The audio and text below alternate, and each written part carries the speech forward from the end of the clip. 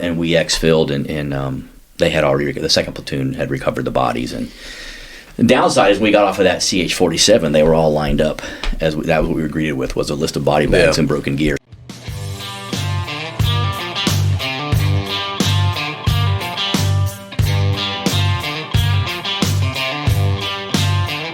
Hey everyone, welcome to Tracer Burnout. I'm Roger. And I'm Dan. And we are finally back in studio after our holiday hiatus. Yeah, it's been a while. We were last in studio to film our Christmas special, so we appreciate everybody that watched that. Our international banquet. International banquet, indeed. So it's good to be back. By the time you see this episode, it will be February-ish? Yeah, February-ish. So keeping the timing what it is. But yeah, good to be back. So yeah.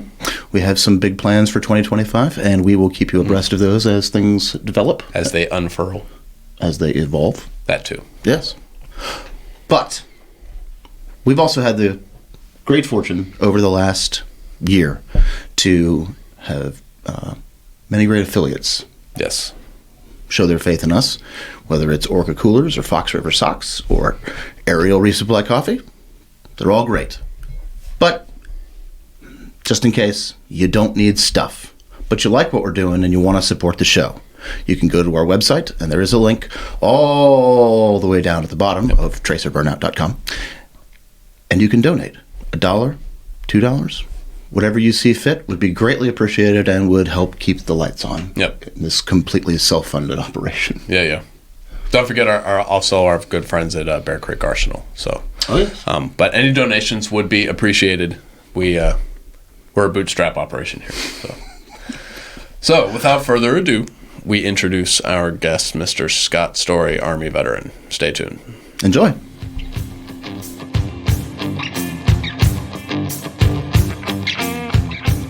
Good morning, Scott. Welcome to Tracer Burnout. Thanks for joining us. Hey, thanks for having me. Absolutely. Yes, so as a distinguished member of our regiment, happy to have you here, and we'd like to start off by asking, why did you join the military, and tell us about your family's, proud history of military service? Hey, I appreciate that opportunity. I was born in Beeville, Texas. My dad was a naval aviator, and so I kind of thought I had a tradition of being in the military, but then the more I watched that life as we moved about, I thought, nope, I don't want anything to do with that. And he retired when I was in the 6th grade, and so about that time, we started kind of farming. And I raised cattle and pigs and chickens, that kind of stuff. Raised rabbits as a kid, and so I thought, no, I think I want to be a farmer. So I ultimately went to college on an agricultural scholarship that lasted 1 year. Where did you go to school? I went to Texas Tech University. Okay. And the Red Raiders. I'm a Red Raider. Guns up. So anyway, in that time period, I once I ran out of money, I thought I got to do something. And someone convinced me to go to ROTC, and I did a year in ROTC to get my PE credits for college, and then I applied for a scholarship, and I ended up working my way through there. And so that's how I ended up in the Army. It's kind of interesting. Like I said, I was the son of a naval aviator, and my parents were like, hey, we'd really like you to look at the Navy. And so I went to a Navy recruiter and talked to him for a little bit, and he's like, well, what do you want to do in the Army? I mean, in the Navy. And I said, well, I think I'd like to try to be a SEAL. And he looked at me, and he was just kind of, what have you ever done in your life that makes you think you could become a Navy SEAL? And that just kind of set me off a little bit. And I remember telling him that he didn't have a trident, so how could he ask me the question in that fashion? And that it just went downhill from there. And so I said, you know what, I'm just going to go to the Army and be an airborne ranger, and that's exactly what I did. So I kind of ended up in the Army on accident because I needed money to go to school. And they didn't provide it at first, but it ultimately came forward with a 2-year scholarship, and that's what got me through college. And I really thought I would do 4 years and then just get out and go back into that agricultural lifestyle, but that is not what happened. I ended up serving a long time. You were enlisted for a brief while? No. Okay. I thought you were. Yeah, a lot of people do because I'm old. I had a break-in service, and so that break-in service makes it look like I have enlisted time as you're looking at my ORB and my age and the way my year group falls out. But the reality, and I think I tend to speak like an NCO every now and then, which is that's not an insult, I don't think. I quite think the opposite, actually. When people tell me that, I'm like, thank you. But that's what makes that illusion seem that way. Okay. So your commissioning program, you did ROTC Yep. and commissioned through that, not OCS. Correct. Okay. Yep, I was commissioned through the Texas Tech Army ROTC Gotcha. program. Okay. So what's the time frame here when you commissioned? I commissioned in May of '88, and I started active duty in January of '89. Okay. Well, before we move on to that, did you get your degree in agriculture? No. I did. Look, I'm not a smart man, so I was I'm failing not a math. smart man. I was failing math, and I couldn't find a class I could pass until I finally took a remedial class. So I had to find a major that didn't require a whole lot of math. So I started as an agribusiness major. I then became a range and wildlife major, and I settled on speech communications because it had no math requirement, and I can talk. So Amen to that. Yeah, I had a similar path in college. So, yes, I understand. All right. So you commissioned in '88 and kicked off in '89. Where was your first assignment? So I obviously did the training route in Benning because I was an infantry officer. So I started in Fort Benning, did basic course, and then Ranger School, and I ended up at the 7th ID in Fort Ord, California. And I served there for a couple of years. That was during the time frame as Just Cause was happening. Mm-hmm. And so we were the last battalion in, but we were also the last battalion out, and we stayed well into the follow-on operation of Promote Liberty. So Fort Ord was my first duty assignment. It was kind of cool, running on the beaches of Carmel and getting paid to do the things that a lot of people are paying a lot of money to do. Never did get into golf, but really did enjoy the assignment and being there. And I had been there as a kid. My father was a student at the Naval Postgraduate School. Mm-hmm. And so I had lived there as a child, not on Ord, but in Monterey. And so that was kind of a neat experience to share with my wife. Yeah, it's a beautiful area. It really is. It's sad that it's gone now. Yeah. Fort Ord is still there, I think. I believe it's just like a demo range now, something like that. Yeah, some of it was turned over, I think, to the FBI, and some of the housing is kept for DLI students to live on and cadre there. But a lot of it is just defunct. I had a good friend of mine. We were platoon leaders together. He actually posted pictures of our barracks, and just they're still standing, but they're boarded up and abandoned. They're just kind of probably going costs more fallow. money to tear them down than it does to just leave them. I guess. So, yeah. Let them rot standing. Yeah. Okay. Tell us a little bit about your involvement in Just Cause. So we came into Just Cause right around the first of the year. So all the heavy fighting was done. I was a platoon leader. And really that experience shaped a lot of how I view leadership.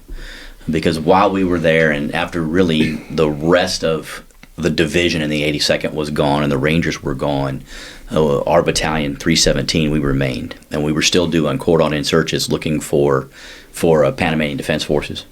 It was in February. I remember in February we were doing an insert, and my platoon inserted first by landing craft near Puerto Diego.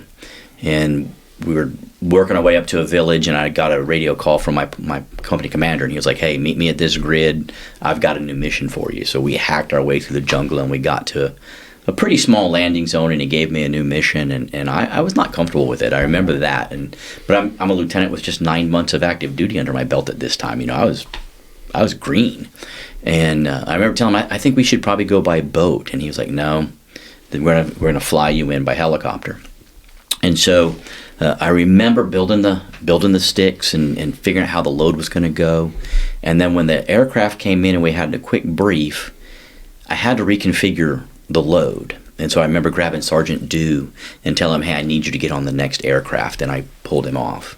So it was a 4-ship lift for Hueys, but there were only 2 Hueys, and so we had to have two iterations to get there. And so I got there with half the platoon, and boy, as we were flying, the sky went dark pretty quickly, and that was odd.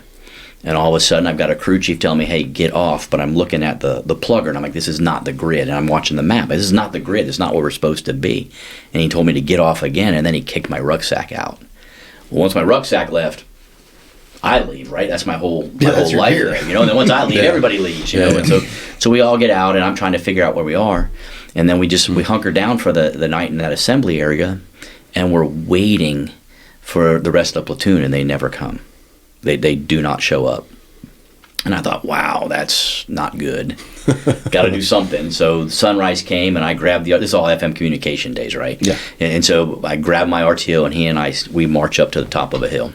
And we're sitting on this hill trying to reach anybody to have commo. And I'm broadcasting out, and I get nothing back. But then I hear on the net, I hear my battalion commander talking to my platoon sergeant. And I'm like, okay, that's not good. There's something going on. And this is what he says. He says, take the men you have left and go comb the beach and see if you can find wreckage.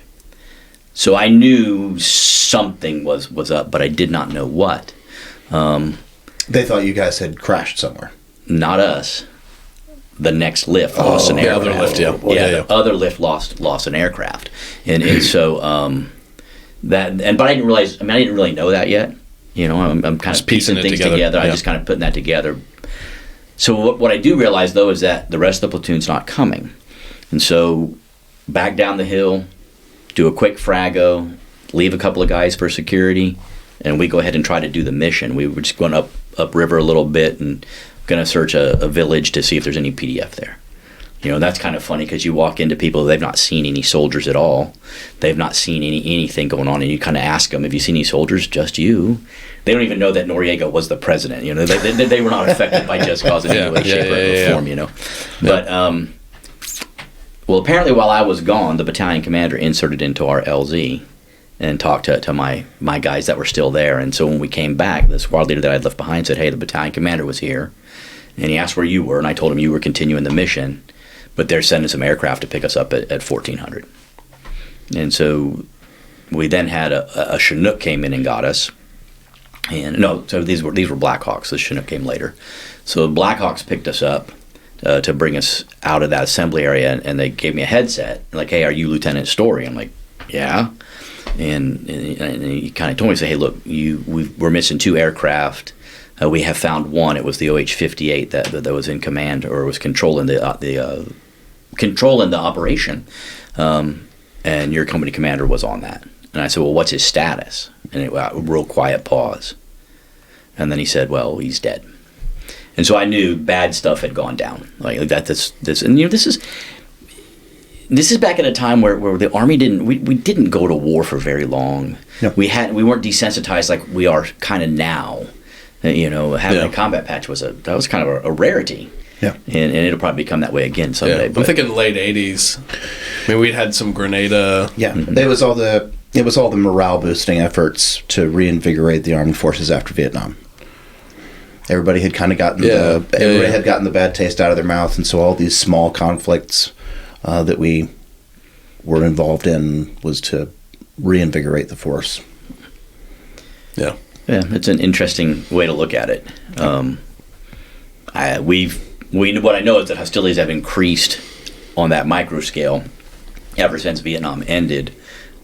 But statistically, we think the world is probably safer, and that's a long discussion we probably don't want to get into. But anyway, back to what happened. So they pull us out, and we get to the company assembly area.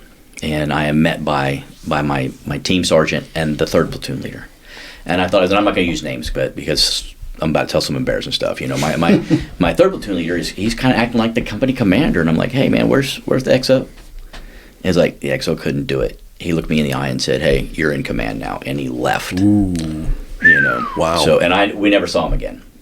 You know, so he rightfully so. Yes. Yeah. So you know, Tony was in command for a little while until we got replaced. But anyway.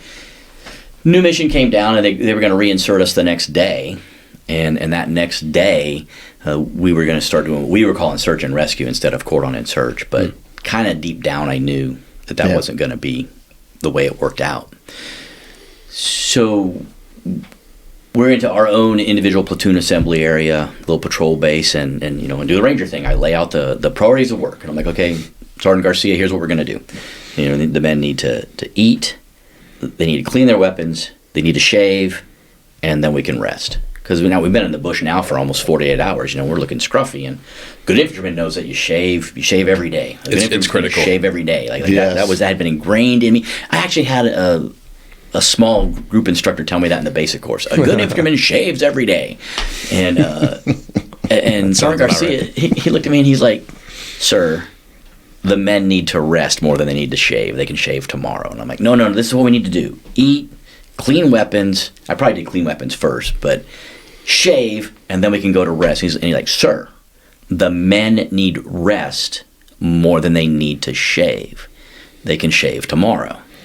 And that's when it kind of hit me. You know what?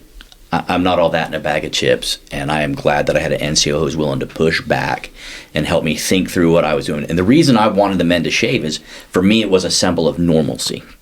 And if I could get us all back to normal, we'd be able to handle this trauma that I'm internally processing. And I know all my guys are, and it's compounded because they're a cohort unit. And these guys have been together, the whole platoon, except for the seniors, obviously, have been together since basic training, and they're in a panic. And I'm in a panic because I don't know how I'm going to lead that. Yeah. Well, like you said, you'd only been there for 9 months. Yeah, about 9 months. So, Yeah. And actually, I wasn't with them. I got to Fort Ord in September of '89, and we deployed at the end of December of '89. So I'd only been with them for a couple of months. Yeah. So we get into the jungle the next day. We're inserted, and we kind of start doing our search and rescue. And our mission is basically comb the jungle and look for signs of wreckage.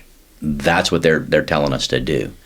And so we're kind of doing that. We've got an indigenous guide, and he's taking us through areas, and we're kind of stopping at little farms and talking to people and looking. And at one point, I remember looking up and seeing some disturbed overgrowth in the canopy. Yeah. And so we had aircraft hovering over us, and I called that in, and I talked to him. It was Air Force MH-53, and I'm like, hey, I can see this down here. What does it look like up there? And he looked and says, hey, we're going to check that out. And it was really quiet for a while. And then I remember getting a radio call directly from the battalion commander to me.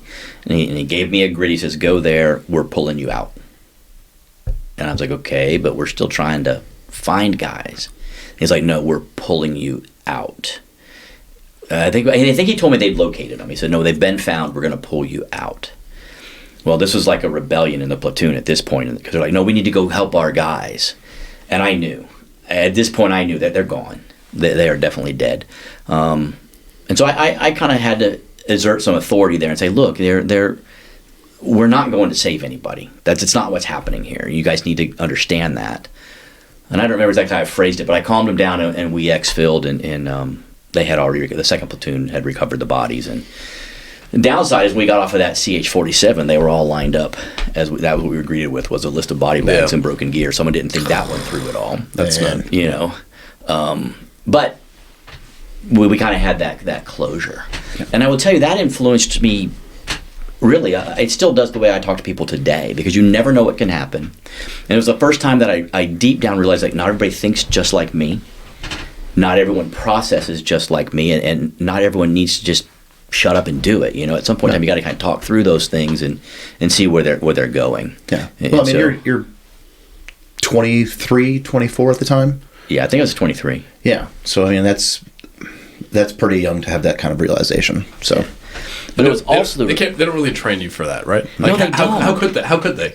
Yeah, I don't think they could, and so often we can press time and space in training, right? And this was really bad in the 90s before the GWAT happened. It was really bad because your big event was to go to NTC or JRTC and do the mission, and all that's compressed. You might have your little firefight with the OPFOR, and in 20 minutes you've consolidated on the objective and you're done. And in the real world, I mean, that might take a day, 2 days. The firefight could last a long time, or the push forward could last a long time, and there was no way to prepare for that. Yeah. Or at least we hadn't mastered it yet, and I don't know that we've mastered it now. That's another discussion. Yeah. Was everyone recovered? Yes. So what we learned after the fact is that as the bad weather came in, and it wasn't, the forecast was, there was a number of problems. The forecast wasn't really good. So at some point in time, the OH-58 that had its pilot and company commander, my company commander on it, it inverted, and a helicopter can't fly like that. I don't know, and we don't know why or how, but that's kind of what they pieced together from listening to tapes, and so it fell out of the sky. They were both killed instantly. But one of the UH 60s? Yeah, do it. No, it wasn't. It was Hueys. Hueys. So I forget the nomenclature. It's Hueys, right? They flew right into the side of a mountain, and so everybody was killed instantaneously. It's just low visibility. Is that? Yeah, that's what they think. They don't. And then there was also, we had a very young crew of pilots, and they had stretched well past beyond where they should have been in crew rest, and there was a number of errors that were with it. You know how that goes. You start pulling that thread. Right. Yeah. Just everything compounded. Yeah, and I've not read the full investigation to know all of that, but I know it was there. And I remember it really bothered us because in the newspaper it was released as a training accident. Because President Bush had already come on board and said, hey, we're down to original troop strength, which is true, but it didn't account for the fact that there had been a plussed up battalion in Panama for years before Just Cause happened. Yeah. And then when that was finally corrected about almost a year later, it was just this little tiny blurb, in the back. And that was a frustrating thing because I feel like guys gave their lives doing what they believed was right to do what was just, and it was a training accident is what was told to the public. Yeah. When we've spoken to our previous guest, Mike McCusker, who we talked about off camera about being in Lebanon, in the Marine Corps history book, the talk about the barracks bombing is about a paragraph. And that's something that still frustrates a lot of those Marines to this day. Yeah, I've not had 30 years to process, but it does bother me that sometimes we hold things back. And I don't know why. I wasn't in the decision matrix for that.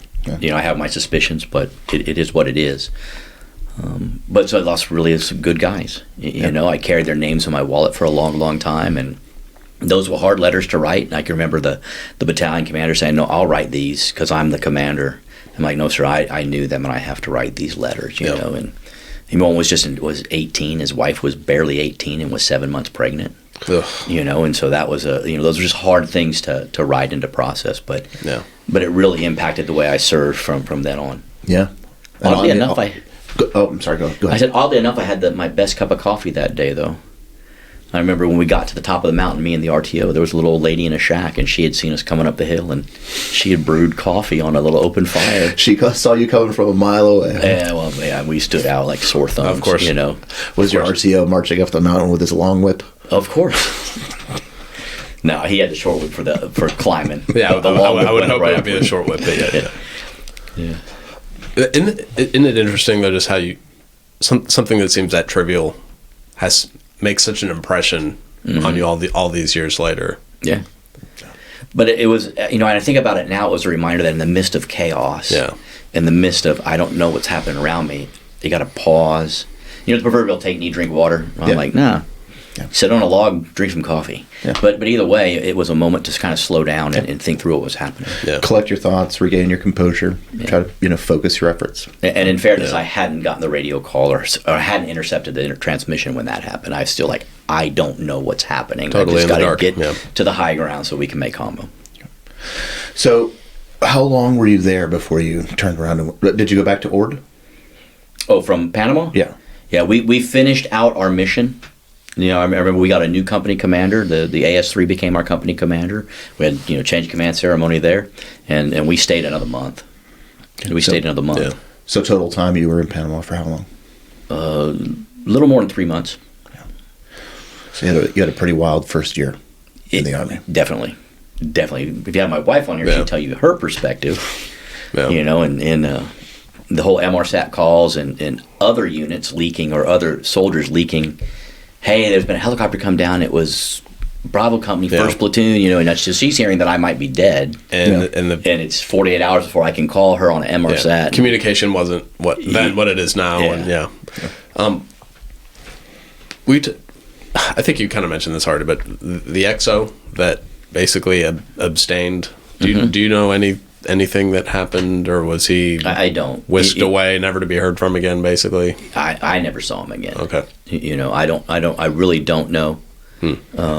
I just remember that stuck in my mind, because it was a time in the Army when everything was training. Everything was training, and that was the first time. And I realized, okay, this is real. Like, this is real. People die. and I'm responsible for that. Yeah. You know, and I internalized that. I had survivor's guilt for a long time on that. Yeah. I mean, and honestly, I probably still wake up and feel bad. Like if I had done different, if I had argued with Captain Tyndall a little stronger, we'd have gone by boat, and they'd still be, you know, the things you do. Yeah. There's no way to know. Yeah. I think all three of us had pretty eventful first years in the Army. I think that's fair. That's how it goes. Okay, so you go back to Fort Ord. What happens next? Then it goes back to, you know, life in the Army. Yep. Actually, our guys were the senior cohort, so we transitioned them all out. And they either get reassigned or they ETS. And we're getting ready to receive a new cohort. So we're about 6 months of a skeleton crew. We get some new NCOs in and are training them. And Desert Storm kicks off. Mm-hmm. And we're all like, hey, we're combat vets. And so we're all calling Branch, you know. Hey, can you reassign me elsewhere? You know, because 7th ID's not going. And I want to get back in the fight. Because I thought that way. Mm-hmm. And I remember the Branch guy saying, no, you guys are in reserve in case Korea kicks off. So Yep. You're not going anywhere. And some of that hasn't changed. Yeah. Yeah. So I just stayed there, and I always had this dream of I wanted to be more. I wanted to do more. And so my wife was pregnant with our first child, and I really wanted to either go to the Ranger Regiment or go Special Forces. But I was too young to go Special Forces, and actually I wanted to do both. And she told me, so well, you can do one or the other, you pick. So I put in a packet to the Ranger Regiment because that was the fastest ticket out of Fort Ord. And I didn't know Fort Ord was about to close down yet. Like that happened after I left. No, right after I left. But it happened after I left. And so I got decided by the Rangers, and I joined them somewhere in early 91. Interesting. So was RASP then pretty similar to what it is now? No. Okay. It was a paper assessment. I can't speak for the enlisted side. I don't really know. Back then, it was a paper assessment. You submitted a packet, and the regiment would tentatively hire you, and then you went to. If you were an enlisted man, you went to RIP. If you were an officer or a senior enlisted guy, you went to ROPE, or the Ranger Orientation Program. Okay. Mm-hmm. And so they still did. We added a PT test. We did a road march. We did a land nav, and then we just really it was all about learning. Yep. Learning Ranger SOPs mm-hmm. and that piece. And everybody went to Benning for ROPE, and then you were assigned out elsewhere, but you already knew where you were going when you got there. And so I was already headed to 3rd Battalion. Okay. And so Dan and I know this, but for everybody else, where's 3rd Battalion? Oh, 3rd Battalion is at Fort Benning, or yeah. I guess it's Fort Moore now, but Fort Benning then. Yeah. Yeah, okay. So you were doing this as your second platoon leader time? Yeah, well, yeah. Okay. So I had two separate different platoons in Fort Ord, but both within Bravo Company. They were both rifle platoons. I went to the Rangers as a weapons platoon leader, and then transitioned into being a rifle platoon leader.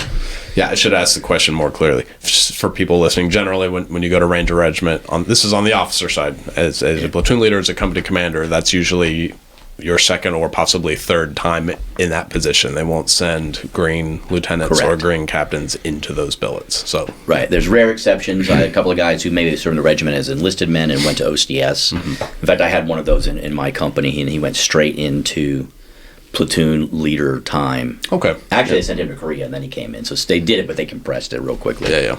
Because Korea is just a 1-year assignment. Okay, so platoon leader in Ranger Regiment, you're there at Fort Benning. Mm-hmm. What happens next?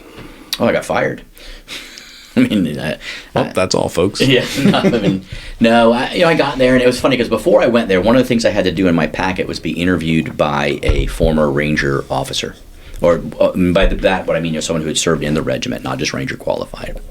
And he sat me down and he talked to me and says, "Hey, are you sure you want to do this?" And I said, "I think so, yeah." And he said, "Well, there's two kinds of officers who go to the Ranger Regiment. So there are those who go and they love it, and they eat, sleep, and they breathe, and they spend their whole career trying to go back, and they bounce back and forth, back and forth, back and forth." He said, "And then there's those officers who go, and they learn a lot about standards, and they learn a lot about who they are and their personal bent, and they never want to go back." And he said, "You'll know in the first 5 minutes which one you are." It took about a week, but I realized I am very much a square peg in a round hole here. I mean, that's just kind of how it felt. I was much more aligned with the Special Forces mission in my head, and ultimately that's where I went. Yeah.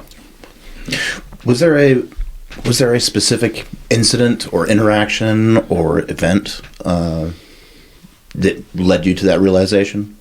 Or was it just Culture. Yeah. A bit of both. Some of it was I realized the regiment actually had, well, these guys will probably come after me, you can get all kind of trolling, but they had just soldier problems like any other unit, and I didn't think that would happen. So I dealt with some of that. And then part of it was I'm still a young person, right? I'm a lieutenant. I'm probably 24 at this stage, and maybe 23 at this stage in the game. I had a new baby. My wife had a baby while I was there. And we had a regimental run, and it was supposed to be a 5-mile run. And I woke up and I was running fever that morning. I should have gone to sick call. I went to the run. Well, the 5-mile mark came and went. It turned into be a non-standard run, and ultimately I fell out, because I was burning up. I really never recovered from that. From a social standpoint. Just impressions. Yeah. Right. Yeah. And so when my company commander was relieved after a bit of time, the new commander came in and his words were, "Hey, you don't have what it takes to be here." And I kind of asked him, well, what do I need to improve on?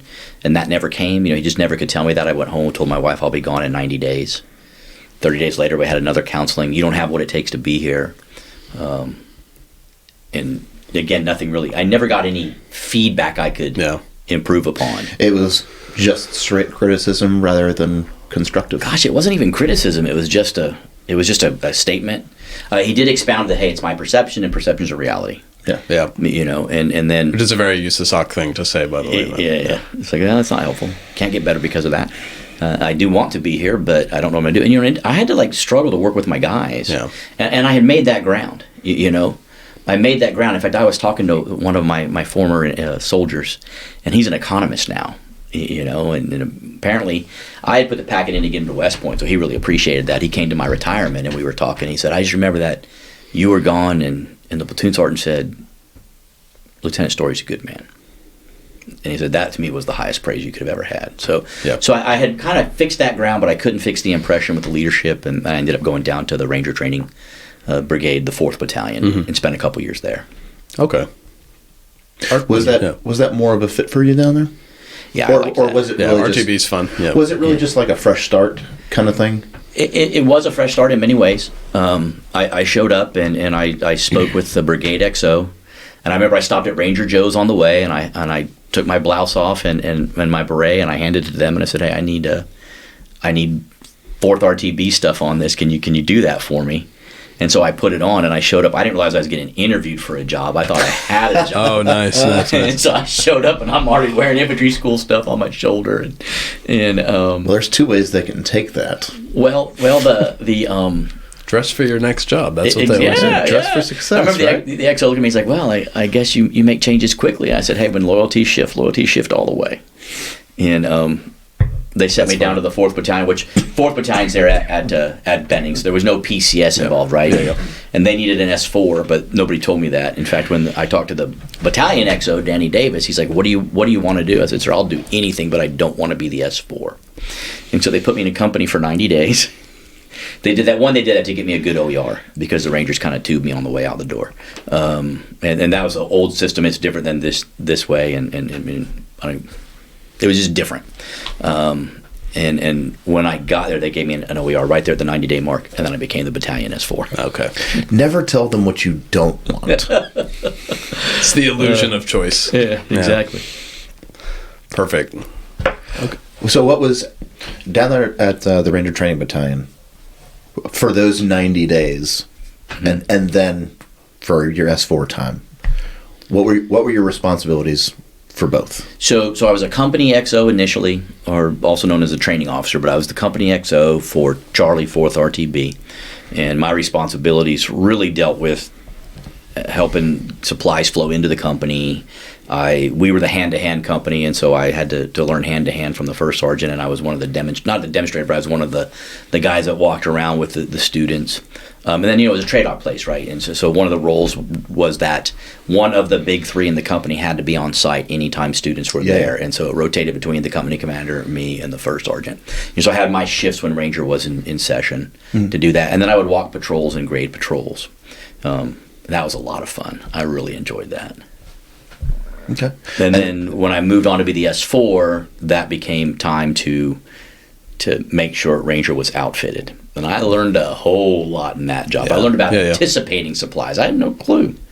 You know, I had a support platoon that was an E5 and 3 others than me. And that's what, and I had an E7 who'd managed ammo. Yeah. Anticipation and improvisation are several of the principles of logistics. Absolutely. I tell you, one of the biggest butt chewings I ever got came from the XO when I ran out of camo sticks. And one of the companies didn't get enough camo sticks for Ranger, for their students. And I was like, but you didn't make your request in time for me to fill this order. And Major Davis was like, no, you should have anticipated they were going to need them and have them on hand. And so I remember this. I learned the barter system then too. I remember coordinating with a couple of the basic training unit down the road. Like, hey, do you have camo sticks? Can you spare? I need this many. I can replace them later.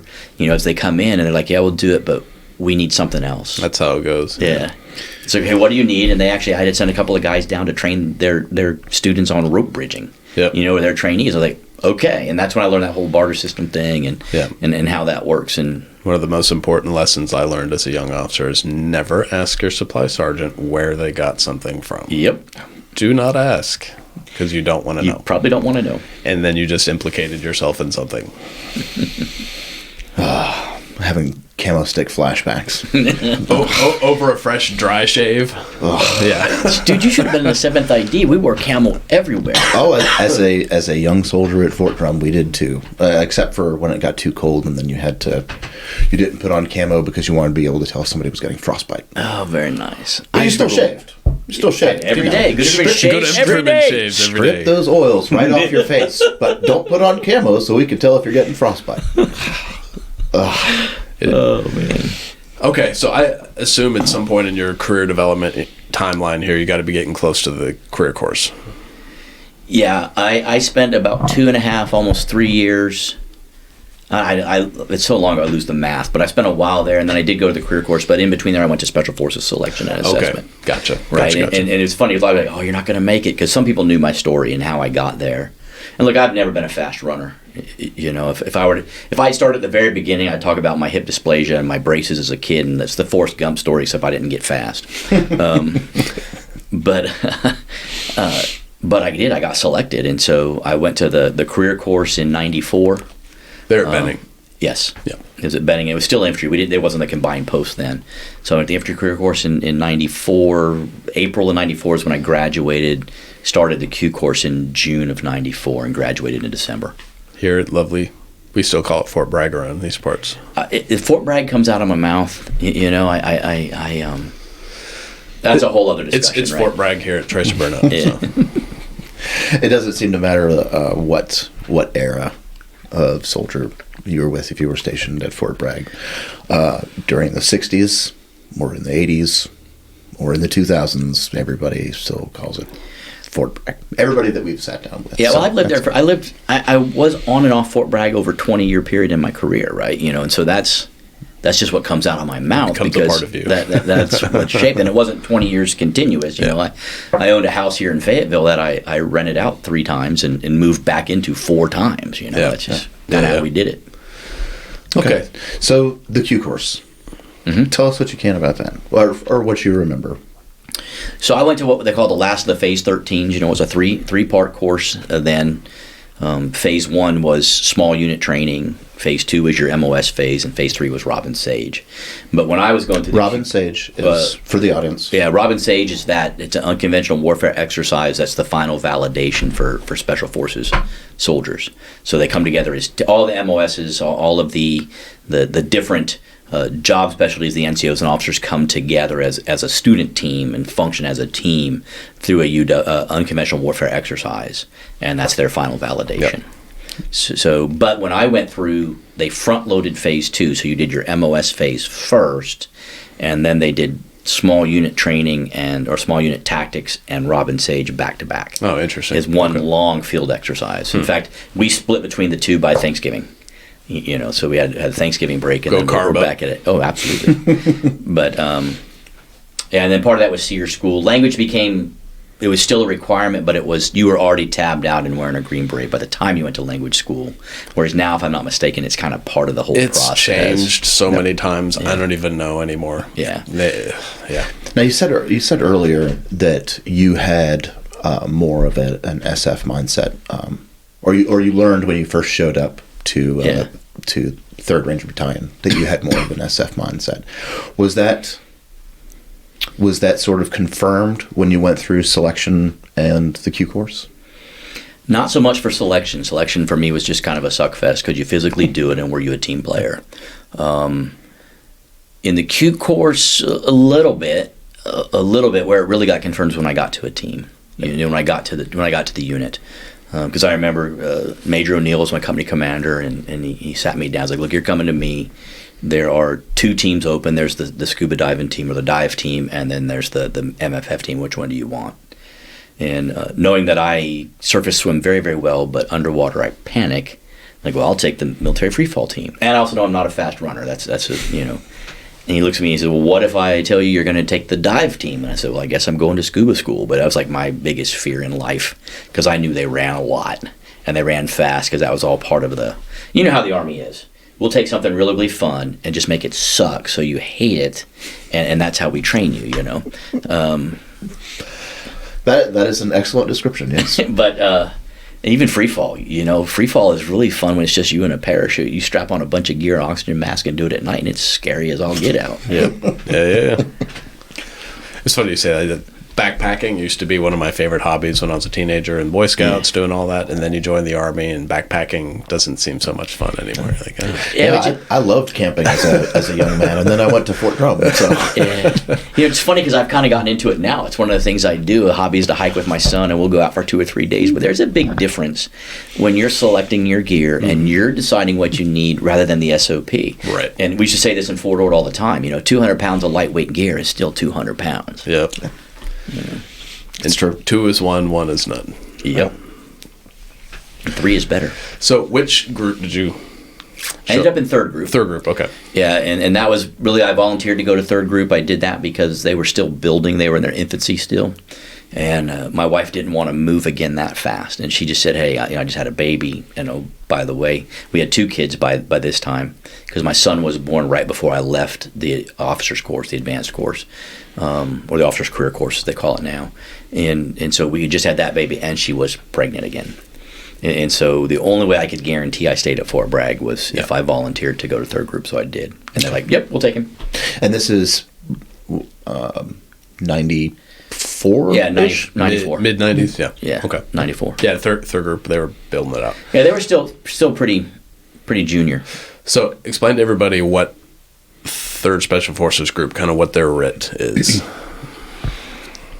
Yeah, so 3rd group was focused at the time on Africa, and they had the Caribbean. The Caribbean has since shifted back to 7th group, who is focused on Latin America. Mm-hmm. So we were doing training in various countries in Africa, and so I took over a team that was our primary role was special reconnaissance, but also doing foreign internal defense missions, and we went into the Congo a couple of times to do training there. Kind of fun fact there, the ambassador wouldn't let us do any lethal training. He didn't want us to be teaching them to be able to kill them others better. And so we always did medical or leadership type training. Went in one time and did a medical JSET, a joint combined exercise for training, where we basically just trained them basic first aid. But then we did a big med ready afterwards and helped them use those skills to help their community. Mm-hmm. And then the second time we went in, we kind of ran a primary leadership development course.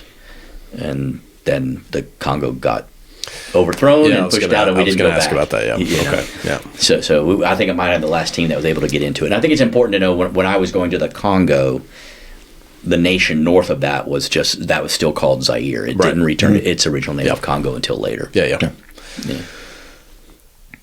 The 90s, so this is kind of the post-Cold War era we're still in at this point, and especially in the mid-90s. So Africa's changing a lot. Mm-hmm. There's a lot of back and forth. Some of that remains. Some of it's settled down. But in the mid to late 90s, that's when a lot of these governments, there's a lot of turmoil. Did you know or have anybody involved that may have been seeing Rwanda, some of the unpleasantness that was taking place in Rwanda at this time? I didn't. And the reason is because this is where my break-in service comes into play.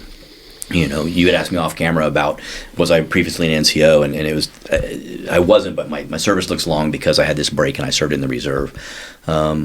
After we came back from a second mission in Congo, I was seeing my kids growing up without me, and I felt like I needed to do something different. And I heard of a job opportunity in Texas to become a youth pastor. And so I resigned my commission, and I went to a small church in Buna, Texas, to become a youth pastor. How long had you been with Third Group at the time that you resigned your commission? About 18 months. So they've put a lot of time and effort and money into you. Mm-hmm. How well did that go over? I never spoke with the group commander. The battalion commander's point was, well, I'm not going to try to keep you if you don't want to stay because it won't be worthwhile. Fair. And my company commander's reaction was, I want to write you up in a way that you can come back, because they all thought I would come back. In fact, he called me the day before my actual ETS became effective. And I took my terminal leave. He's like, are you sure you still want to do this? And he said, we can bring you back. You can come back right now. And I let that expire. Obviously, you were doing something right. You know? Yeah, I mean, they wrote me up well. I had a good OER. Of course, I was still under that old system. But and honestly, it's kind of funny because about 3 years into that, I wanted to come back. And I called and I asked Branch, hey, can I come back? Like, nope, we're overstrengthening your year group. You can't. And it just came out of my mouth, well, can I enlist? Like, yeah, if you want to. I mean, well, I don't know why you'd want to do that, but you can. And so I went to a recruiter with my DD-214. Like, hey, I think I want to enlist. Well, we can help you with that. I'm like, okay, well, let me show you my DD-214 before you say that, because it's going to be different. He's like, let me see it. So I handed it to him, and he's looking at it like, hang on a minute, I'll be right back. And he goes to a back room. And then he comes back and says, hey, yeah, we can do it. You're going to come in somewhere between E5 and E7, and you'll be an 18 Bravo. And I was like, okay, I hear what you're saying, but I'm going to have to go back to the Q course. They're going to want me to do MOS phase and Robin Sage. They're going to want me to do those two things again because my qualification is as a commander. And this went back and forth for a while. And so I went through the MEPS and all the assessment process to come in, and that took several months. But I remember the day I got called. I got called. Well, two phone calls I remember. One, that the recruiter calls me. It's like, hey, here's what it is. You're going to come in. You're going to have to go to infantry branch. No. He just calls, hey, you'll come in, but you'll be in E5. I'm like, okay. I knew with E5 pay, jump pay, and language pay, I can make my ends meet. So I thought, I can do that. And then the next day, it was Christmas Eve, oddly enough. I get a phone call from an NCO, and he's like, hey, I don't remember his name, but he's like, I'm Sergeant so-and-so at SF branch, and what I want to do is turn you on and bring you on. Do you want to be a medic or a commo guy? And I'm like, oh man, make me a medic. I would love that. I want to be a medic. It's like, okay, I'll get you orders by the first of the year, and we'll get you down to San Antonio, because they were still training. The MOS phase for medics at the time was still at Fort Sam Houston. I thought, this is great. 30 minutes later, I get a phone call. Hey, this is Major Joyce, the SF branch chief.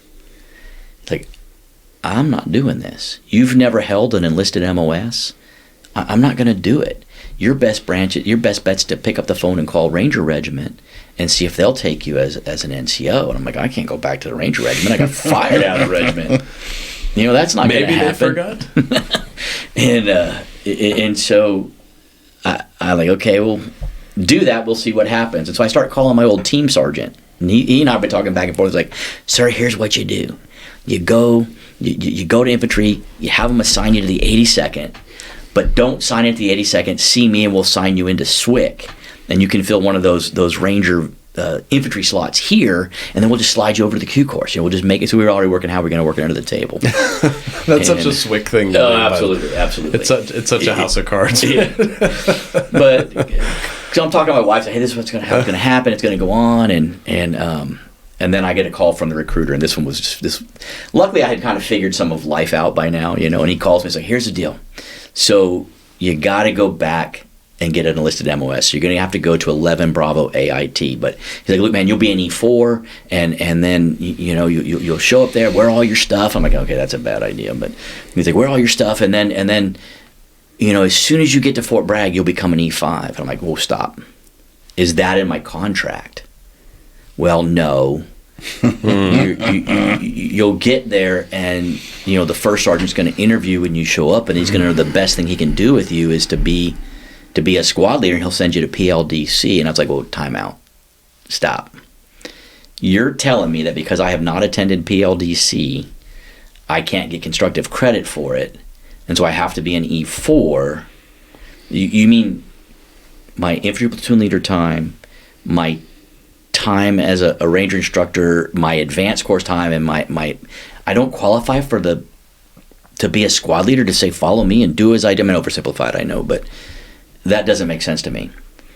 What I think will happen is I'm going to walk into that office as an E4 with a Special Forces and a Ranger tab, and a CIB, and military free fall wings, and Jumpmaster wings, and they're going to not see this squared away E4 that's this awesome gift.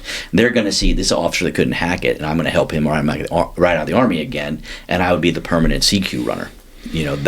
That's what I saw happening, and so I didn't enlist.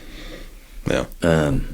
Because your recruiter lied to you. My recruiter lied to me. Actually, he didn't lie to me, though, right? What he said was a plausible thing. He just stretched the truth a little bit. Yeah, no, he was like, he was trying to be quota, right? He probably had. The only thing he could guarantee me is I'd go back to Bragg. That was it. That's the only guarantee I had. Good gracious.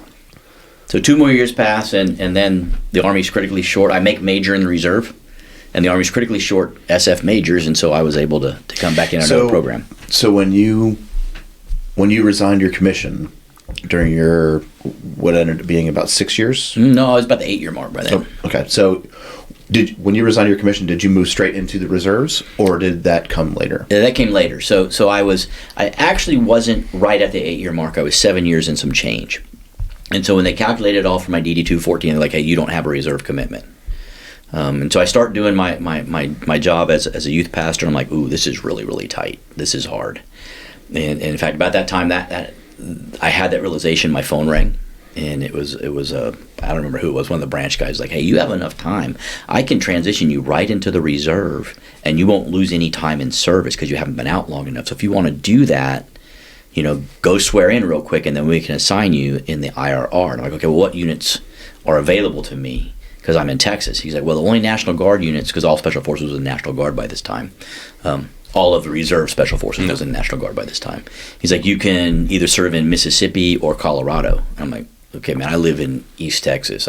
Those are both very far away, so I can't do that. He goes, well, we have this thing called the DEMA program, which was I don't remember what the D stood for, but it was an individual mobilization augmentee. And so he says, I can send you either to Korea, or I can send you to a unit in Panama. Where do you want to go? Oh, sign me up for Panama, because I kind of know the ground and it's warm there. I don't want to go to Korea. And so I ended up as an individual augmentee to Special Operations Command South. And they would bring me on once a year for a month. And I would man at an exercise. I'd be night watch at an exercise or some kind of little project for them. Is DEMA and YAS like the same thing? No. Okay. Well, it may be. But YAS is more of I've pulled you up for a specific assignment. Yeah. But I was literally like they have slots on their billet for reserve soldiers. Got it. So and actually I remember getting the orders. It was kind of interesting because the order said something to the effect of to report when called, when notified, or notified through public media. And I'm like, well, what does that mean? Like, what does that mean? That's the emergency broadcast on exactly. the TV. That's what it was. You remember when you're watching a movie like in World War II and they're like, soldiers of such and such need to report, Yeah. That could happen. Like, oh, this is kind of cool, Jeez. but I don't know that I want to see that happen. It didn't happen, by the way. I don't know that we've done that Spoiler since World War II. alert. Okay. So you end up making it back into the active force. Yeah. After 8 8 years of active service. I was out for about 5 years. So I'm now at, if you count my reserve time, I'm at 13 years of service for pay, but not all for retirement points. Right. So I came back in. I knew that I'd owe about 12 years to be eligible to retire at 20. I mean, was that the goal? Was to retire at 20? At that point? Now, there were a lot of things that drove me back in. I served at 2 different churches while I was out, and my second one was a little rough. My faith never wavered. I am a Christ follower, but we were not making ends meet, and I needed something different. And I missed being part of a team that was focused on a specific mission, a mission bigger than myself. And while the church mission was bigger than myself, I was not part of a team. The staff didn't gel as a team. Yeah. And so that was kind of what drew me back there. And I really felt God released me to that. Because it was really weird. Why would you call me out and then call me back in? But the doors just kept opening, and so I knew that it was the right way to go. And I ended up back on active force as an 18 Alpha, which is a Special Forces officer, but quickly transitioned over to civil affairs, because when I got back on active duty, I'm in an overstrength branch at my year group. I slipped from being year group 89 to year group 90, and I get a call from the branch manager. He's like, look, you need to go to a functional area, because here's the reality. You don't have a branch qualifying job yet, and you're behind the queue. So when your lieutenant colonel board comes up, you're going to get passed over. You'll make it the next year when you get a branch qualifying job, but you already have a strike against you. What year is it? Now it's 2001. So in 01, civil affairs and PSYOP are still functional areas. Yep, they're still functional areas. So I started looking at the functional areas, and I thought, well, what's the most like special forces that does what I want to do? And that's where civil affairs came out. They were still deploying. They were still teaching indigenous forces. We didn't have any enlisted civil affairs on the active side. It was all filled with 18 series soldiers. Right. And so they go, I go down. I mean, it'd be like going home. And so I did that. And this is before 9/11. That decision was made before 9/11.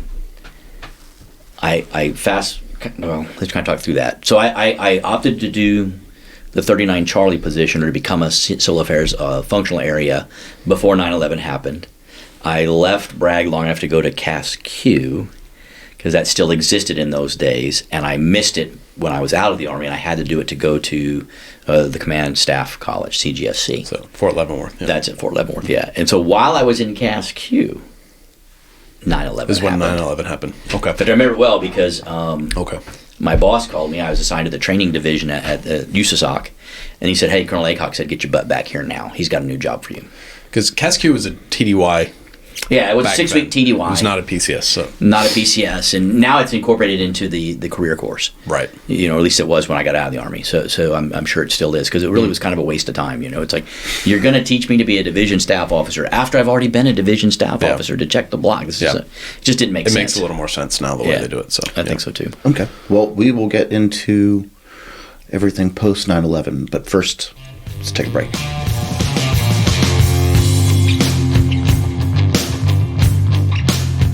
Okay, so when we left off, you were at CASQ at Fort Leavenworth, and 9/11 had just happened.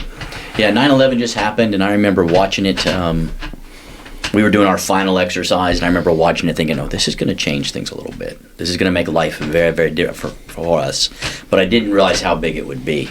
And eventually they kind of locked us down, put us back in the barracks or into our hotel rooms, and said, hey, we'll let you know how we're going to proceed. And I got a phone call from my boss, and he's like, hey, you need to come back now, because Colonel Aycock has a new job for you. You're going to take over the command center. And so I went to my small group instructor, and I just told him, hey, they want me back now. I don't know what to do. I haven't graduated yet, and I need this. And he's like, hey, come see me in the morning. I will give you your packet, and then just leave. So I did that. And I just left, and I got back to Bragg early on a Sunday morning. Came in to work that Monday, and that's when I started seeing, oh wow, it's a lot different already. And that's when I started hearing how they'd locked posts down and all of that. And how did you get back? Because they had shut down flights. Yeah. Well, I drove. Yeah. At the time, CASQ was a 6-week course, and so I opted to drive my car out there so I wouldn't be stranded on Fort Leavenworth. So I could drive around and eat and things like that. So I just drove back. And you could already see how the world had transitioned in the United States at that point in time. So I get back, and they put me in charge of the command center, And that was a learning experience because I pretty much ran the hub that maintained information for the push of all the soft troops into Afghanistan. Was this KPOC? No, I haven't. I'm still an 18 Alpha at this point in time. I've been selected to become a 39 Charlie. Yeah. But I hadn't gone to school yet, and in fact, I was supposed to go to the civil affairs course in the winter, and they held me back. No, you're going to stay longer so you can do this job, and you'll still have CA time when that happens later. So I was pulled down to become the command center director, and they held me off for about a year before I then went to the CAQC, and then arrived at the 96th after that. Interesting. Yeah. So you arrive at Fort Bragg. Fort Bragg is formally an open post. It is no longer an open post as of 9/11. So I imagine getting onto the installation was a significant event just because there wasn't really the staff or the infrastructure to allow this to happen. So yeah, they by the time I got back from Leavenworth, they kind of had some procedures in place. They had it was quicker. Yeah. But not like it is today. Right. And the post didn't look the same. It doesn't look the same today, obviously, as it did then. And as you were saying, it was a totally open post. Like people could, when you lived on post, friends from off post could just come and visit you. There was no signing in. They just got your address on MapQuest and printed out their little deal and drove to your house. But that obviously did change. The thing that struck me was the concertina wire was already out by the time I got there. Yeah. Back from Leavenworth, they were still patrolling with machine guns on Humvees, and just we were probably tense for several weeks before that began to slow down. But I remember Colonel Aycock then saying, "Hey, we'll never go back to not being this way." You know, it was a sea change. Yeah. Okay, so you're the watch commander. Yeah, I mean, I was the director of the command center, so I oversaw. When I got there, there was a staff that was half civilian, half military that monitored all the reports for all of USASOC, received them, distributed them, and did a weekly briefing to the general officers. But that really elevated pretty quickly. It was already in crisis mode, and it wasn't long before we brought on a ton of reservists. We had a ton of guys that were coming in to do these ADSW jobs that would last for a while. It's active duty for special works jobs, where they were bringing reservists on to fill roles to expand the headquarters. And so it went from, a watch for me was two people in the day and 2 people in the night, and they rotated 7 on, 7 off, and they would flip-flop between night shift and day shift to a full-up 24-hour, 7-day-a-week watch with multiple people of all the functional areas, all of the things you would need to track, logistics, operations, all of it. Yeah. And you were tracking all that information for what sphere? That was all, I mean, was it Afghanistan specific? The small watch was looking at global training for time, but those were pretty easy to do. But when I got there, we were full up getting ready for the surge into Afghanistan, and I was there I did that for almost a year, and when we did all of the Afghan tracking as units went in, and it was Afghanistan primarily and Philippines. Yeah, I think so. Yeah. Afghanistan was so dominant. That was the main effort. Yeah, it was so dominant. That's the only that really sticks in my mind because we still had training going on, and we're still tracking that. When you've got this group's doing that, or the Rangers are doing this, we're still watching all of that. We took the reports from the Special Warfare Center in school as they still had training going on and all of that, and all that funneled up to the USASOC commander in one way or another. Right now. Being on that watch and dealing with all that, was that something that you had been prepared for while you were in school? Nope. Or you were just thrown in the deep end? I was kind of thrown in the deep end. I was a major that was available, and they needed one. Kind of funny because the guy that was doing it got promoted to lieutenant colonel, and so he got promoted out of the job, and it seemed to be an emergency. And so they pulled me back from CGSC from CASQ, and I started to do that. And a lot of it was learning on the fly. Like I got the base brief from the guy that I took over from, but we hadn't activated the big center yet. Mm-hmm. So I just had the regular watch, and then that growth happened, and we worked there. So a lot of it, basically I was functioning not as the J33, the current ops guy, but I was the current ops guy, at least receiving all the the input of what was happening and how that flow was. So the J33 or the current ops guy could do his, and he wasn't a J because it was Army, but he could do his role of planning and monitoring, and then I worked with plans, the plans officer too. Since so much of it was on the job training, what are some of the challenges that you dealt with? Because I mean, you weren't prepared or taught or trained to do this. So, what are some of the obstacles that you ran into? There were a couple of them jump into mind. One of the things was I was not ready to not see sunshine, and that sounds silly. No, it's so true. That sounds silly, but yes. It was in the basement of USASOC. There were no windows, and while I had folks working 12-hour shifts, I was suddenly doing a 14, 15, 16-hour shift 7 days a week.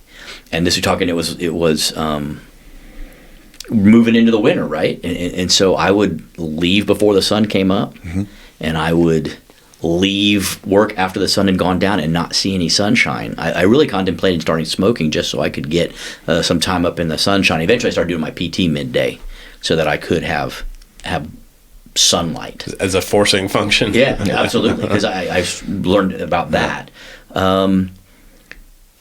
The command center was in the basement of the USASOC building, and I remember we had a fire alarm go off, and it wasn't a fire, but it was not a drill, and we had no procedure for concealing, gathering, or collecting this classified information that was just open out there in the basement because it's inside the skiff. Right. And I remember Colonel Lake. I was like, "What are you going to do?" I mean, I feel like I was a Ranger student again, with an RL. I mean, what you going to do, PL? He's like, "What are we going to do?" And people had already evacuated, but I had all this stuff out, so I stayed behind and I boxed it all up before the firemen came in. And I was like, "Okay, we better get a procedure for that." And so a lot of it we were just kind of learning on the fly. One of the other challenges I had is, I'm a major, but a lot of the reservists we brought on were lieutenant colonels.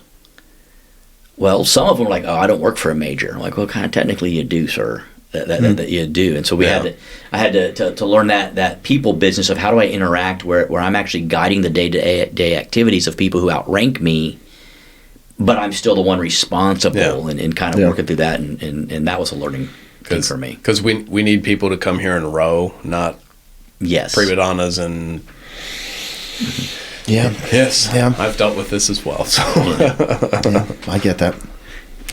Well, you probably get it more because as an NCO, you dealt with a lot of folks who outranked you. Well, especially as an OC. Yeah. Because I was an OC for the SFATs, and so a lot of times the lead was a lieutenant colonel, and I don't have to listen to you, Sergeant. You don't have to, but I mean, I'm the one evaluating you, so. I mean, do you want to be a go at this station, sir? Yeah, but yeah, I get that. That can definitely be frictious. Absolutely. But we worked through it. Yeah. Finally, I remember telling him, "Okay, you don't work for me. You work for Lieutenant Colonel Ziegler, who I work for, and if I'm saying it, it's because he's told me it." So I have to remind them that it's as good as talking to Lieutenant Colonel Ziegler if you're talking to me. Yeah, which is that should work. So. Okay. So how long did it take before you felt like you and your people were settled in and you had a smooth operation going? It was months. It was several months. It probably wasn't until after the holidays, so we were probably 3 or 4 months into it before it's like, okay, this is kind of how we're doing it and how we go. I think probably it wasn't until we'd had the actual initial push into Afghanistan and now we had units there and we were starting to monitor those reports that I really felt like I had a handle on it. But truth in lending, any job I've ever had in the Army, right up until I retired, I always thought I was in over my head. Like, okay, and I'm learned on the fly. And honestly, I think most people would probably say that. If they were being truly frank and honest with, okay, this is how I was. Okay. So you started off with 2-man teams, right? You had 2-man teams on 7-hour shifts, right? No, they were 12-hour shifts. Or 12-hour shifts. 7 days. 7 days, okay. After those 3-4 months, whatever it was, when you felt comfortable and fully functional, how many people did you have at that point? Because they've activated the reserve units and brought in more people. And everything. So I still only directly supervised the watch, and the watch was separated from the command center. My job with the command center was primarily to make sure that it functioned, and that was all there. And at any given time, that probably had 25 or 30 people in it. Okay. It was a very full room. Yeah. And it would be more full during the day, and it would go down to the evening. And you have the unit liaisons were part of that. So my role there, although I did the monitoring, I didn't do any analysis of it. I received it, I collated it, and I pushed it over to either current ops or to plans or both. And then occasionally I would facilitate the briefing to the commander, but usually the current ops chief did that. But it grew substantially. Yeah. Okay. So you finish out your time as a watch officer, if that's the title we're going to go with here. Command Center Director was my official title, but at that time it was also still the Des Ops. They hadn't gone back to the Napoleonic rating as the 1, 2, 3, 4 that we did. The Napoleonic, yes. So you finish out your time in that position. 9/11 is in the rear view, but not far, and now it's time for you to start the Q course. Yep, I went to CAQC, Civil Affairs Qualification Course. At the time, it was only 6 weeks. Yeah. So I did the Civil Affairs Qualification Course, followed by language. Not language. I didn't have to do language because I already spoke French. I did regional studies, and so I was an African specialist, and they made me do that anyway. Again, even though I said, hey, I've already kind of done that as a Special Forces guy. Can I learn something new? No, we're going to send you here. And then I end up in Charlie 96, which is primarily focused on the Middle East. But the reality is the whole battalion got focused on the Middle East at that stage in the game. So let me jump forward just a little bit. When was the 95th Brigade flagged as a brigade headquarters and started to fill out the rest of the battalions? Okay, so that happened. That happened actually after I was gone, but when I first got to the 96th, I reported... Because that's all there was. It was the only active duty battalion there was. It was at the time still CA teams comprised of Special Forces NCOs and a functional area officer. I did time as a theater liaison officer in Charlie Company, and then later I became a detachment commander. And what happened was that they had determined they were building the 95th, and what they did is they created these detachments inside of each company. So each company doubled in size. It went from 4 teams to 8 teams, each with a detachment commander who was also a major. But what they were doing with that is building up the surplus of people so it could be like a cell going through mitosis and divide it back out to that original toe. And that was the time frame when they started bringing in the NCOs from other MOSs. We hadn't created the 38 Bravo yet. In fact, that was a task that I was part of.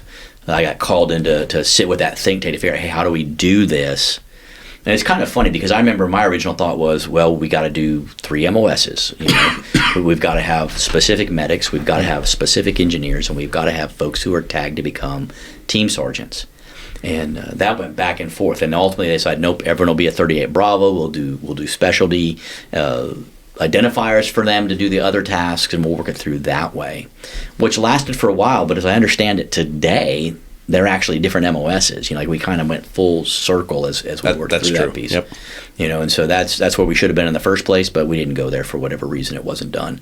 Every now and then I would have a talk with a lieutenant colonel, and he would say, "This is how it's going to be." I'm like, "Okay, I can't push a noodle." If you say so.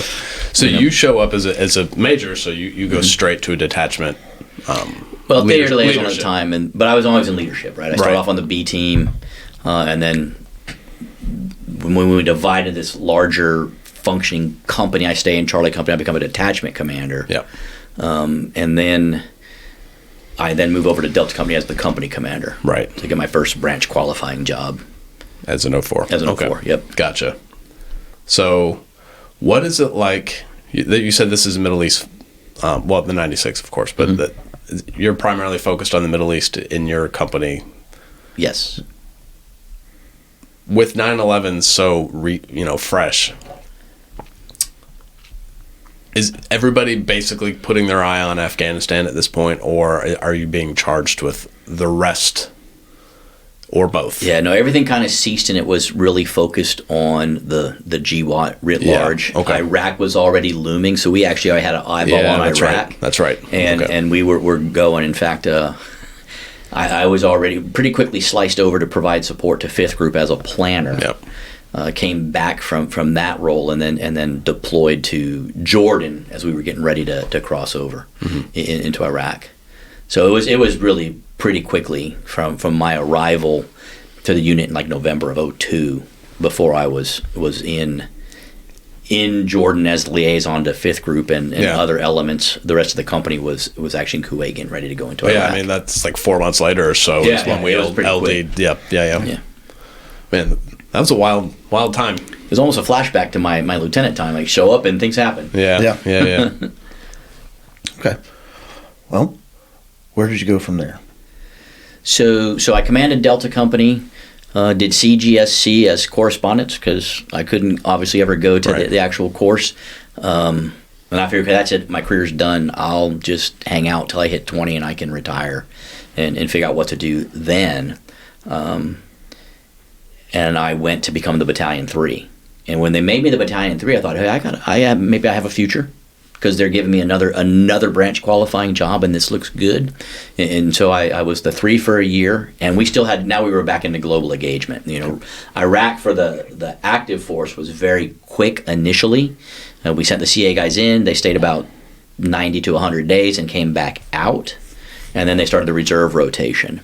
And part of the problem there was, you know, we kind of thought Iraq would be like every other war we'd fought since Vietnam, right? We'd be in and out. You know, Panama was only a couple of weeks or a couple of months. You had Grenada was just a couple of days, really. It wasn't that long at all. And so we envisioned that, and that is obviously not what happened. and so we could have a whole lot of talk about that, about how we downsized and then subsequently upsized again in our engagement. So I was a Battalion 3 for a year. And I say that because when I was a 3, we were back into global engagements. Units were back doing JSETs and those kinds of things to in other countries. And so we had that global engagement going. Yeah. And then we focused again. And then as we were talking, then the unit expanded and we started growing. And then I think the 95th stood up somewhere around 2009 is when I think it stood up provisionally. And Jay Wolf commanded it provisionally until General Irizarry came in. Well, he was colonel then, but he came in and went from there.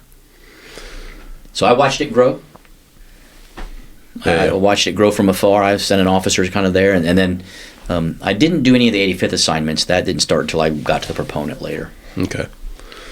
Just so people listening know, these Fort Bragg USASOC units, these are force providers. So their job is to train, man, and equip soldiers and then send them overseas to serve doing a myriad of things, which we could talk about another time. But these are not operational headquarters in that they're not controlling special operations units on the battlefield. Correct. We hand them off and they do their thing and then come home. Right. Every theater has its theater special operations command. Every theater has its army headquarters, and so most forces are deployed and then put under the authority of another command, not their parent unit at wherever their home station is, and that's especially true for SOF units. SOF units definitely go and work under another commander. Right. So being a 3 as an operations officer, so you're kind of making the trains run on time. It's a big job in any given unit. Yeah, so absolutely. You're responsible for a lot of things. You're train, man, and equip these units of action. So whether it's a 4-person team or even a whole company, sometimes it depends. You're getting these teams ready to deploy, but all the while you need to know what's going on in the theater, right, so you know how to properly train and prepare them. So you have a lot of irons in the fire while you're trying to get this ready. It's a big job. Yeah, it like I said earlier, it's I never had a job where I felt like I've got this one. They've always made me feel like I'm a little bit over my head. Yeah, and trying to maintain that situational awareness and understand what's happening where. And each region of the world's a little different. Yeah. Which means each staff works a little different. And then you take a theater special operations command. Now that's a joint command. And so you have different services all coming together with their own cultures and languages. And it's kind of interesting. If an admiral is in command of a special operations command, then it's very much like a ship. It's run kind of like the Navy, and you have to have a new vernacular. And if an Air Force guy is running it, you have to have a new vernacular. If an Army guy is running it, well, you know what the Army says. Joint means teaching the other forces how to act like the Army.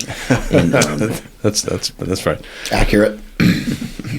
So, and nobody is going to provide you this information. You have to go get it.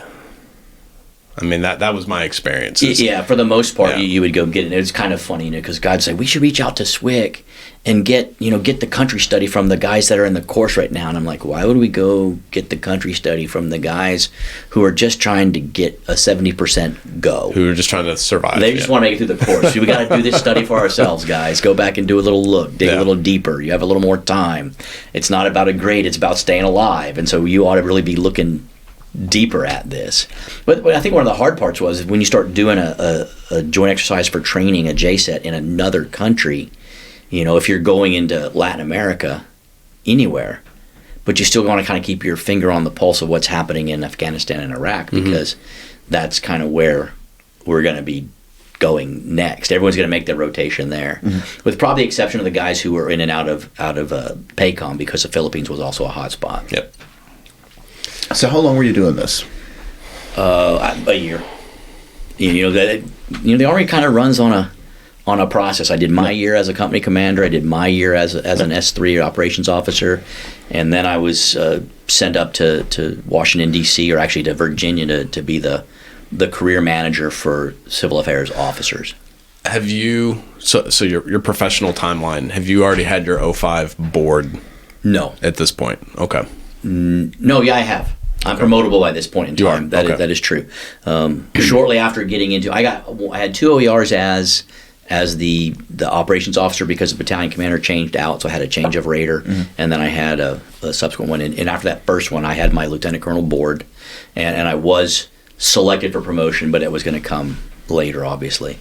And so I got there as the battalion command board was meeting. And it was always kind of an assumption as I talked to my mentors and that I would be selected for battalion command and probably come right back to Fort Bragg. And so I didn't take my family with me, and that's not what happened. So I didn't take my family with me, but I was on the alternate list. And that happened twice, 2 years in a row. I ended up on the alternate list. And so I started thinking, maybe I'm not as good as I think I am. I remember that was really a heartbreaking moment. I did a little more than a year as the assignments officer for civil affairs officers, and I had everybody. I had first lieutenant doing a session all the way through lieutenant colonels. So I was always in some kind of board prep or something to help that field out. And then I was assigned over, still inside of Human Resources Command, to be the enlisted branch manager for Special Forces, Civil Affairs, PSYOP, and enlisted arranger assignments. And that was kind of funny, because I was looking at the list of previous branch chiefs, and I find Major Joyce, the guy who told me he wouldn't bring me back onto Special Forces, as an NCO. It's just kind of a funny moment.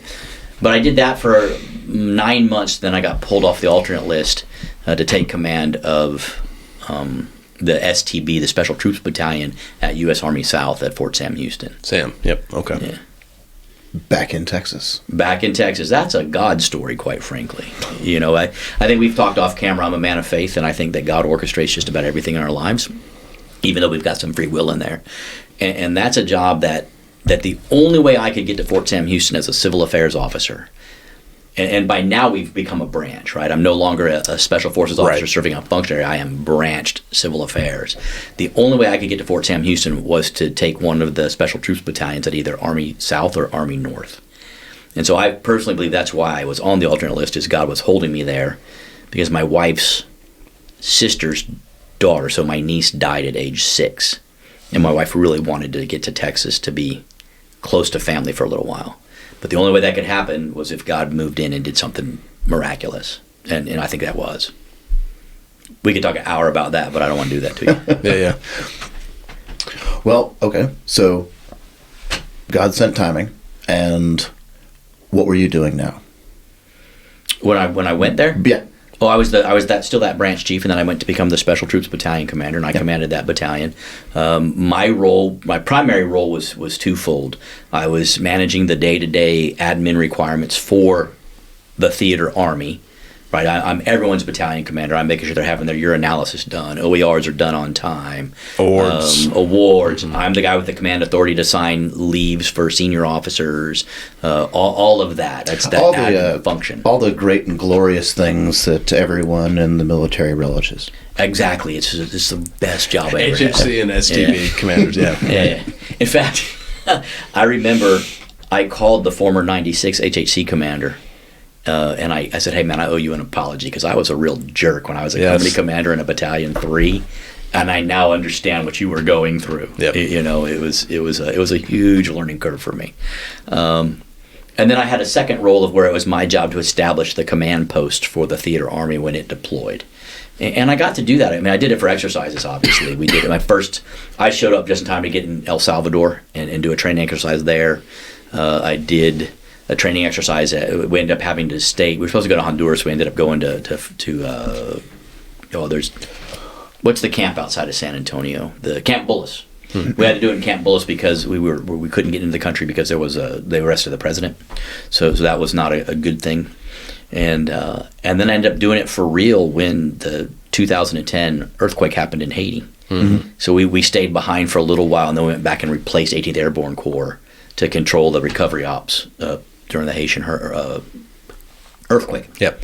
Yeah. So that was kind of exciting. Was JTF Bravo stood up yet in Honduras at that point? Oh yeah, JTF Bravo was very well established by then. It had been for a while. Okay. Yeah. So that's a battalion command is usually a 2-year gig, but you were, because you were pulled from the alternate list, was there some other weird stuff that caused your timeline to be different? No, it didn't actually. The original slate for that, that officer had an emergency, and so he had to defer at the last minute. So the only thing that changed is I actually had orders to go to Fort Hood to be the 1st Cav Division G9, their Civil Affairs Operations Officer, and they just cut me an amendment and sent me to Fort Sam Houston. Okay. Like I had already kind of started the getting ready to clear process and all of that. So 2-year command? It was 2-year command. Anything wild and exciting? I learned a whole lot about how much the Army is really just the people business. Yeah, that's kind of where I formed my understanding that everything we do, no matter what we do in life, is the people business, and I believe that firmly. And so it just was really solidified there. Yeah, and then similar to what I learned as that command center director, I had, in many ways, I had these 06s. I had 23 06s I was responsible for, but about 23 of them thought that they were my brigade commander and that I ought to just listen to what they told me. And so navigating that was a lot of fun. But I managed to do it. And I was pretty successful as a battalion commander. And I ended up getting selected for the War College. And then ultimately I became an 06 and a brigade commander, which I don't think if I hadn't done the STB that way, I don't know I'd have been as successful in the other positions. Okay. So you got selected for the War College while in battalion command? Yes, as I was actually transitioning from battalion command. Yeah. On my way back to Fort Bragg to be the proponent chief for civil affairs. That was my follow-up question then. And that's when the list came out, and so I knew I was going to the War College. I would only be at Fort Bragg for 1 year. Got it. Okay. Literally, it wasn't even a year; it was 11 months.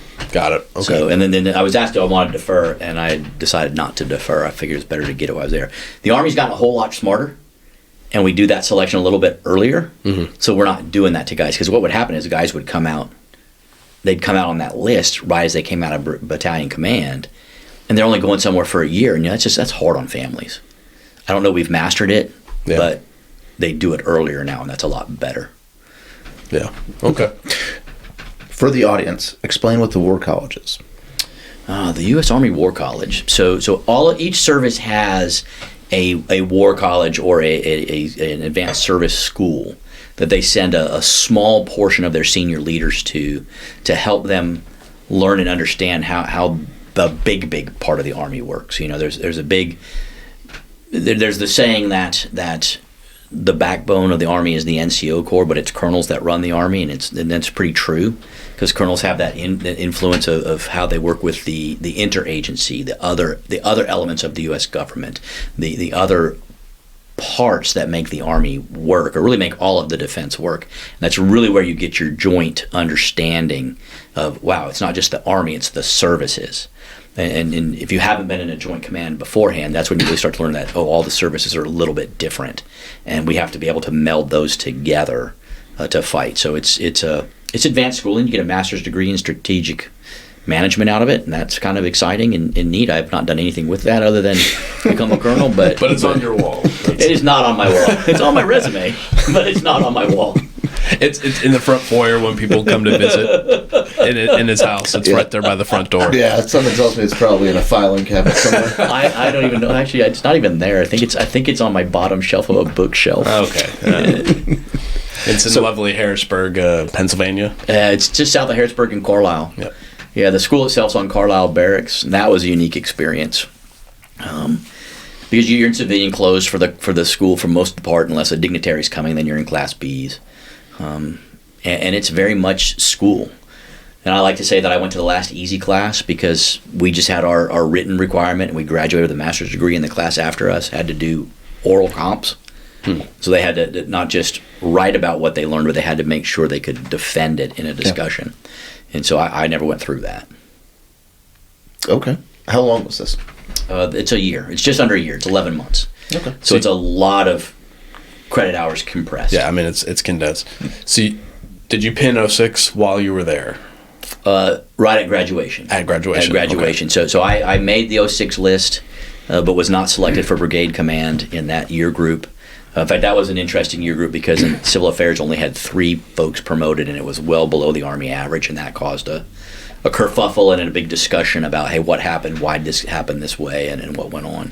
The 85th has been stood up at this point. So the 85th had been, when I was at the proponent beforehand, that was basically my sole task in life, was to build the tow for that. Yeah. Was to build the tow, figure out what the pipeline would look for, secure funding from Army. That's some interesting conversations, you know, like, hey, Army, you've told me to do this, but you're not giving me any money. Pony up. And you're saying, hey, SWCC has to pay for this, but they're soft, and this is not a soft unit. This is not a soft unit, You know, and just running through that dance of that. And, you know, it's the first time I remember saying, hey, the Chief of Staff said that he would give this funding to SOCOM. And I remember a budget officer looked at me and I said, well, who besides the Chief said that? And I'm like, the Chief of Staff of the Army, man. Like once he says he's going to do it, someone else has to agree. Like, that doesn't make any sense. Yeah. and so that's why I learned that whole bureaucracy thing of there's a whole lot of wickets that happen, and not everyone talks openly to their boss and works through that, or maybe they do. But that's why I learned that it's people business. Like I said earlier, if I hadn't had my experience in the STB, I think that would have been a bigger shock, and I'd had to do more to work that. Yeah. So the 85th is in the process of standing up. So that 06 billet doesn't exist yet, is what I was asking. So it does on a tow that's not active yet. Okay. And so Dave Mauser, I want to say, was the first. He was the first. Yeah. Yep. Okay. So you pin 06, but there's a dearth of time between then and when you take the 95th. So what happens next? Oh, I go to Special Operations. Well, first I get assigned to AFRICOM to work in the J9 shop. In Stuttgart, Germany. Yeah, and I didn't want to go. I wanted to go to Germany when I was younger and take my family and all that, but this time my son's starting college. I'm like, I don't want to go to Germany and leave him behind his first year of college. But the branch chief kept saying, hey, man, what do you think about this job in Germany? I'm like, I don't want to do it. Can I do this job in Iraq for a year so I can leave my son in place and my family in place? And I ended up going to Germany anyway. So I was supposed to go to AFRICOM, and they've got those orders cut. We're already working all of that. And I get a phone call from the assignments manager, and he's like, hey, the J9 doesn't want you.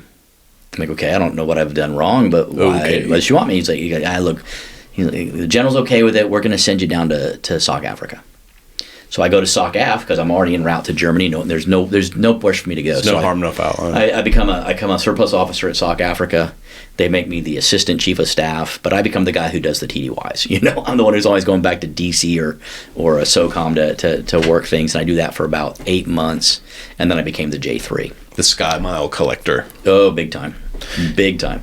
So I became the operations officer for the theater command inside of stationed in Germany, but focused on Africa, and that was pretty cool. I think it's around this time. Actually, when I was in the proponents, around this time that I decided, like, hey, I'm now a civil affairs officer. I probably should stop wearing my green beret, and that was like a major emotional event, because so much of my identity was about I am a green beret. But I knew what the regulation said. And I knew that as I moved up the chain, more people were looking at me. And I thought, if I keep wearing my green beret and my long tab, there are junior officers who will not add up that they could also move into this path. That they had a path of growth. And so I decided to start wearing a maroon beret at that time. And that was a little bit emotional. Yeah, I could see that. You still wore your tab? I do. Okay. I mean, the tab is not revoked. Fair enough. So I have the tab. So I will wear my tab on all my uniforms, but I just didn't. I felt like the regulation was pretty clear. It said if you are a Special Forces qualified officer not assigned to a Special Forces, how was it phrased? A Special Forces qualified officer not branch Special Forces could wear a green beret when assigned to a Special Forces unit. And that was for 18 Deltas medics who went on to be doctors or whatever. They could wear a green beret if they were the battalion surgeon or brigade surgeon or something like that. So I thought I shouldn't. And I remember when I took command of the brigade, because I eventually became the 95th Civil Affairs Brigade commander. I actually had one of my officers ask me, "Sir, are you really a civil affairs officer? Or are you a Special Forces guy they've pushed on us?" See, and I thought, okay, there's a perception out there, and that was why I had made that decision. Yeah. But even I talked to some of my counterparts in PSYOP, and they were aware of it. They're like, hey, we really appreciate that you wear a maroon beret because we know you have options, and you choose to be in our area. Yeah. So it was bigger than I thought, but I had to think through it. I sometimes will laugh and say I think one of the most green beret things I did was stop wearing it so that I could help another culture advance, Civil affairs has been, it's had an identity crisis since its beginning. Yes. And some of that has been very self-inflicted, and some of it's just kind of growing pains that comes naturally. So, but there definitely was a perception of that for a while. And I don't know, I've been out of the 95th for a while now, so I don't really know how that is now. I know they've been rolled up under the groups now, which probably didn't help, but... Yeah, that's a really deep discussion, and I'll be honest. When I retired in, why do people say I'll be honest? I'm being honest with you this whole time. But when I retired, I didn't look back. Yeah. I retired. I thought, okay, I'm going to just unplug from the Army, and I'm going to be the best civilian I can be. And I did 2 years in ministry, and then I did a year just kind of working for myself. But I haven't followed it closely. Though every now and then, now that I'm living here in Fayetteville, or near, I live in Fuquay, but living close, I am more plugged in than I was, and I'm starting to hear more things, and people reach out and tell me stuff. Yeah. Okay, I don't want to jump to the end too much. So you do your year at Proponency here at Fort Bragg, and you've been selected to take the 95th. Yeah, so I do my year in Proponency. I'm off to Germany. I'm sorry. As two years there, but a year into that, I get selected for brigade command. I know I'm coming back for the 95th. Got it. So you come back to Bragg, of course, center of the universe, and you take the guide on as the 95th commander. Yep. You were the third or fourth. Let's see. Depend on how you list Jay Wolf, right? Depending on how you list him. Yeah. Because he was the provisional commander. Then you had Ferdy Irizarry, then Mike Warmack, then you had, I believe it was J.B. Brown, and I replaced J.B. So it would have been fifth. Yeah, so I've been the fifth depending commander. on how you count it. Okay, yeah. So Jay Wolf was it before Jay Wolf had it twice. Yeah. Like he commanded the 95th provisionally, and then he was also the commander there, so I was probably sixth. Yeah. Okay, gotcha. So that's a 2-year command. Mm-hmm. It has a global mission, so very similar when we discussed earlier the 96. It's similar to that, just bigger in size now, size and scope. So each of these battalions have a global mission. So you were the commander that's responsible as the force provider to train, men, and equip all these civil affairs soldiers and send them all over the world. So correct. What do you think about all this? I was really grateful for two things: my experience as the command center director, having that experience and understanding that I was a force provider.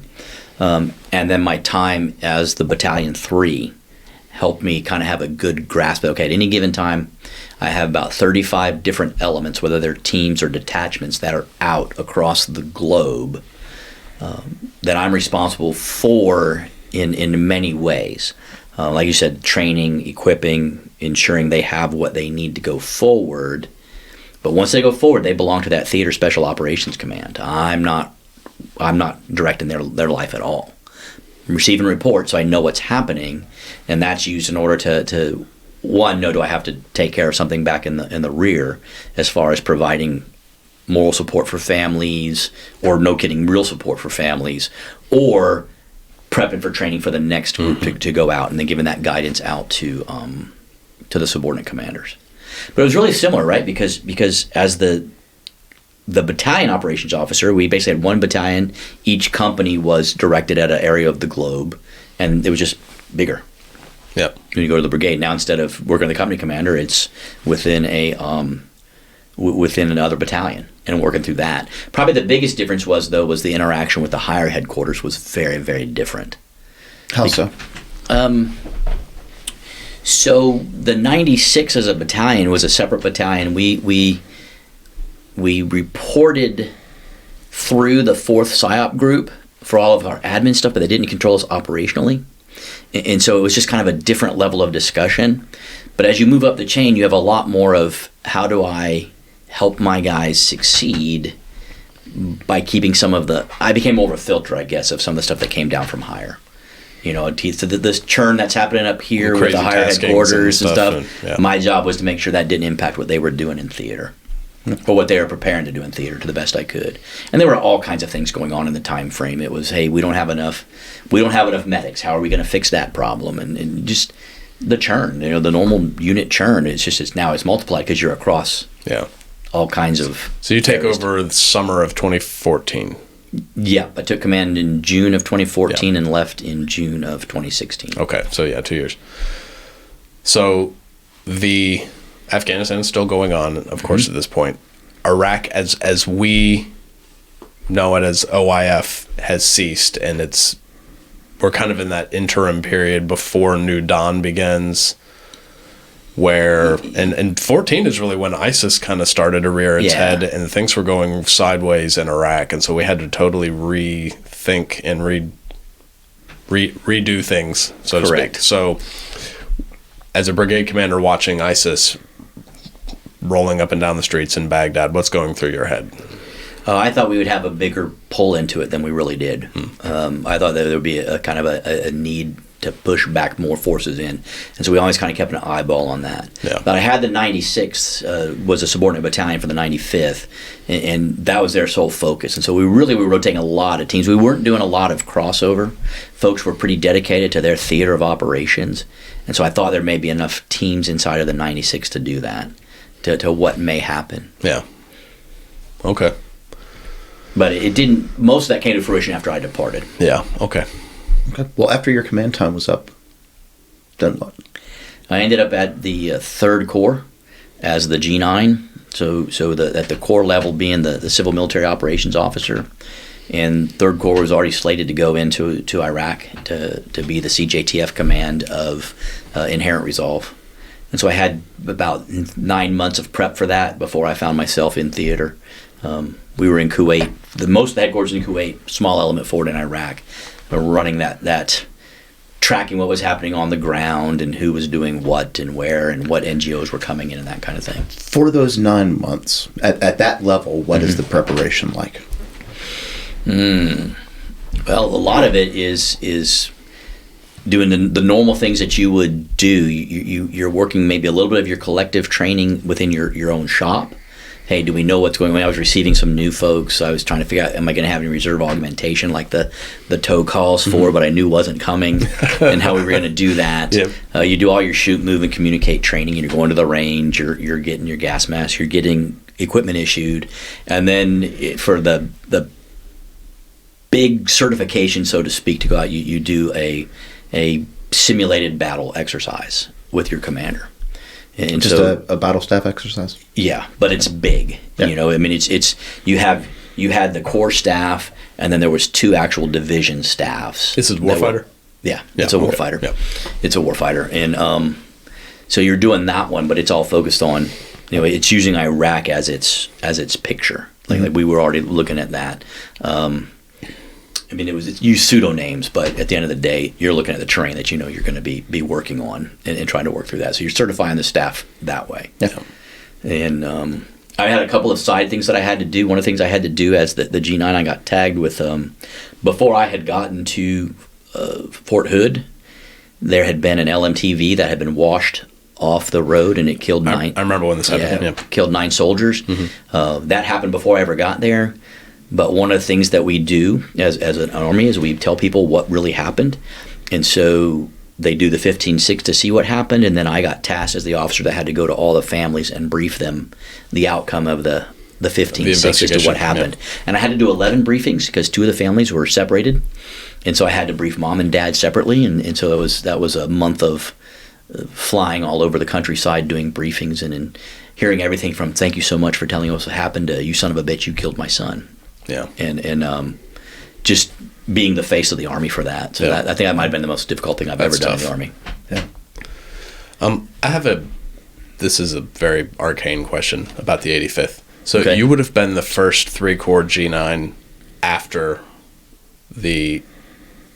basically the descoping of the 85th had been announced and things were starting to wind down. Does that sound right? Yeah, no, that's true. Okay. I actually, that was one of the tasks I had pre-deployment, was helping them make their transition as battalions were coming offline. And I think, I want to say that the 85th headquarters had gone offline, but I think I was there at by 3rd 16 Corps. It was done. Yeah, yeah, I was there through that till it became only the 83rd was last remaining, and here. then the 83rd became a core asset for 18th Airborne Corps. Yeah. Okay. Yeah. So, and I kind of helped them navigate that a little bit, but I wasn't directly involved in it. We can talk more about that offline. I have questions. Okay.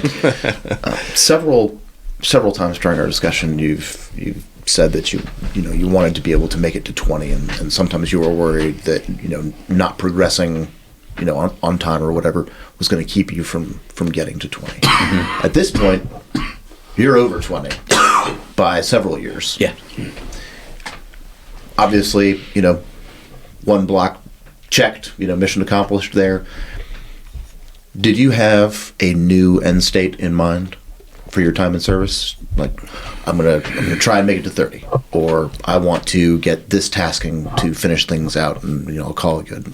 Did you set a new sort of goal? Not really. What I wanted to do was to always be in a position to best take care of the soldiers that I was responsible for and their families.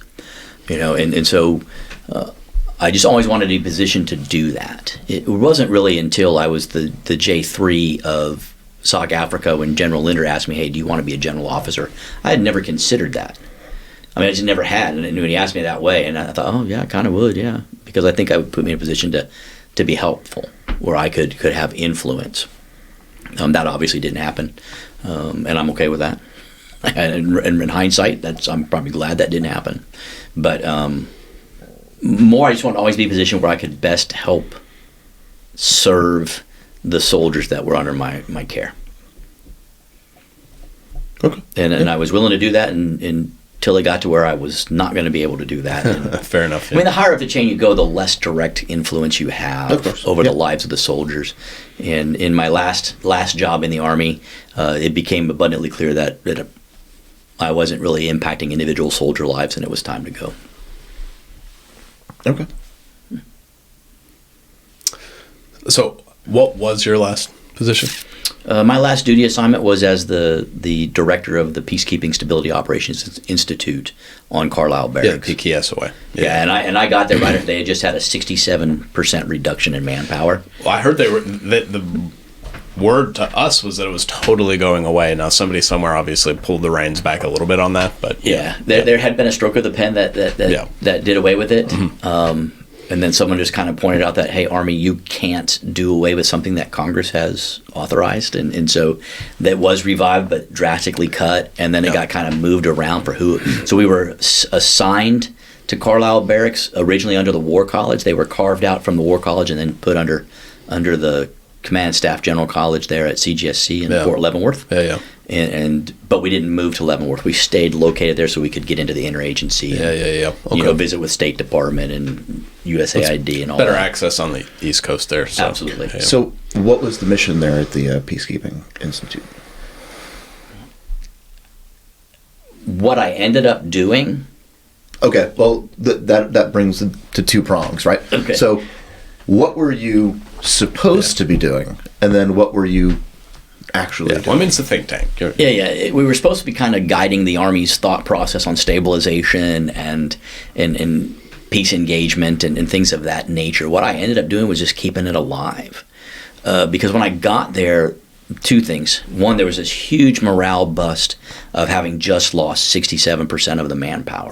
Understandable. And guys were like, oh, we're on the chopping block. And everyone thought they were just a drop away from cutting the rest of us again, that it was tenuous and trying to build that. And then I was also there during COVID. And so all of our engagement, it either moved to a video format or it stopped. Yeah. And so that was a big challenge. Yeah. You know, I was really grateful when Jay Liddick replaced me. He was able to get on the swing, and he's done some really great things with PKSOI. He's the perfect personality for absolutely. that job. Absolutely. Okay. So, my main function was to take care of people more than to truly do any kind of advance in doctrine or writing. And then I was also in the midst of the transition from outside of the War College into Fort Leavenworth as far as our command structure. And so I did a lot of navigating that, because the War College was really, really quick to say, well, you don't belong to us anymore, so support is done. It's like, hey, but we still live, work, and play here, and we kind of need some support from you. And so massaging the MOAs, the memorandums of agreement between Leavenworth and Carlisle Barracks, and then getting to know my new boss and helping him understand. And different leaders at CGSC have seen it differently. They're sitting really good under General Beagle right now. But. Yeah. It was very eye-opening for me when I truly, the scales fell from my eyes, right? And I really, truly understood how the Army runs on green, right? So it's all about money, funding, resources, etc. And that's where you know the true priorities of any given organization from the big Army all the way down. And so when you're trying to navigate, well, I'm not assigned to you anymore. I'm assigned over here, but I'm still physically here. And now, how do we navigate this via MOAs usually? Yeah. They're not necessarily obligated to do anything for you. So how do we do this? Yeah, MOAs are helpful, right, because they codify things. Yeah. But it boils down to the personal relationship. Yes, it does. I said that earlier, right? Everything we do in the Army or any of the services is the people business. And so you're really always doing management of a personal relationship.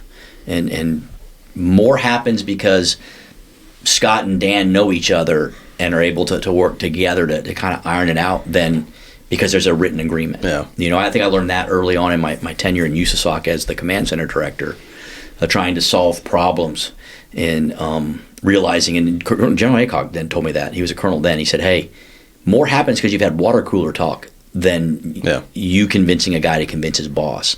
He'll convince his boss by saying, Scott wouldn't steer us wrong. Or writing another white paper and having that. Yeah.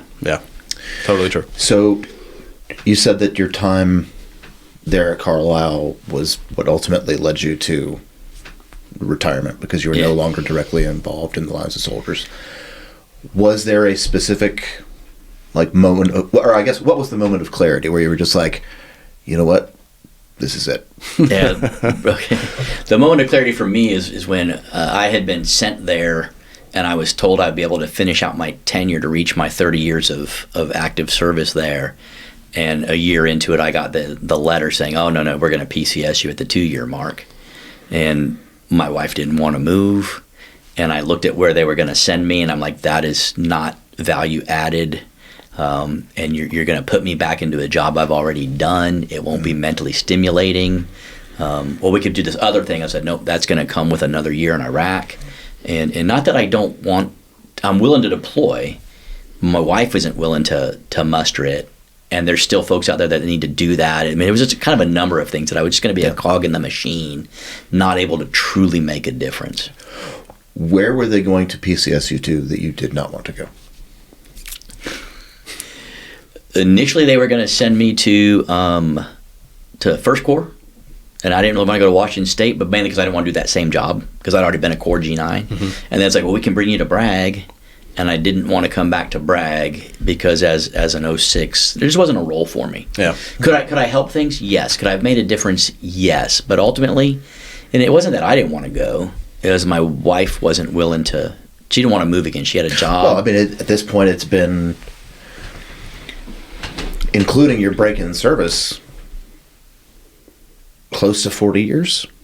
Yeah, if you count my cadet time, we're close to 40 years for sure. Yeah. That's a lot of... And 27 moves. Yeah. We had 27 moves under our belt when you count all of them. That's a lot. And that's Now, not some of those, including the deployments and forward movements and things like that. And in fairness, some of those are, we lived off post till post housing came available. Yeah. Some of those moves. But, moves and moves and moves. Yeah, you're still packing boxes and moving furniture and all of that. It's a lot. Yeah. It's a lot. And she loved her job. I thought, you have followed me everywhere. It's the first time you're in a job you really love and you don't want to leave, and I don't have to make you leave. And I wasn't willing to be a geo bachelor again. I'd done that twice, and then that's not even counting deployments and those kinds of things. And so it was time. It was really time. I didn't feel like I added value to Army writ large by taking that assignment. But more importantly, I wasn't going to be in a position to influence very many soldiers. Only a handful. Which I still want to do that, right? That interpersonal relationship. But at the end of the day, the juice didn't seem worth the squeeze. Yeah. Yeah, I mean, I think all of us were probably told, we would ask the question to some old salt, like, how do you know when you're ready? And they look at you and say, oh, you'll know. You'll know. Yeah. And that was very true. Yeah. Yeah. You don't really think it's true until it hits you. And you're like, oh, man, he was right. I'm ready. Yeah. And there are a number of things. Like I had a heart attack when I was deployed, and I went back to the States. I had a procedure done, and I redeployed right away. And my wife's like, I ain't doing that again. She's like, I'm not doing that again. That was crazy, man. And I probably should have never redeployed, but I thought I was the only guy that could do my job. And then I eventually figured out that no, lots of people can do what I was doing, and I didn't need to go back and do that risk. You really are just one name on the offer roster. The Army goes rolling along. The Army goes rolling along, and the graveyards are full of indispensable men. That's true. Yep. Okay, so you decided to hang it up at how long?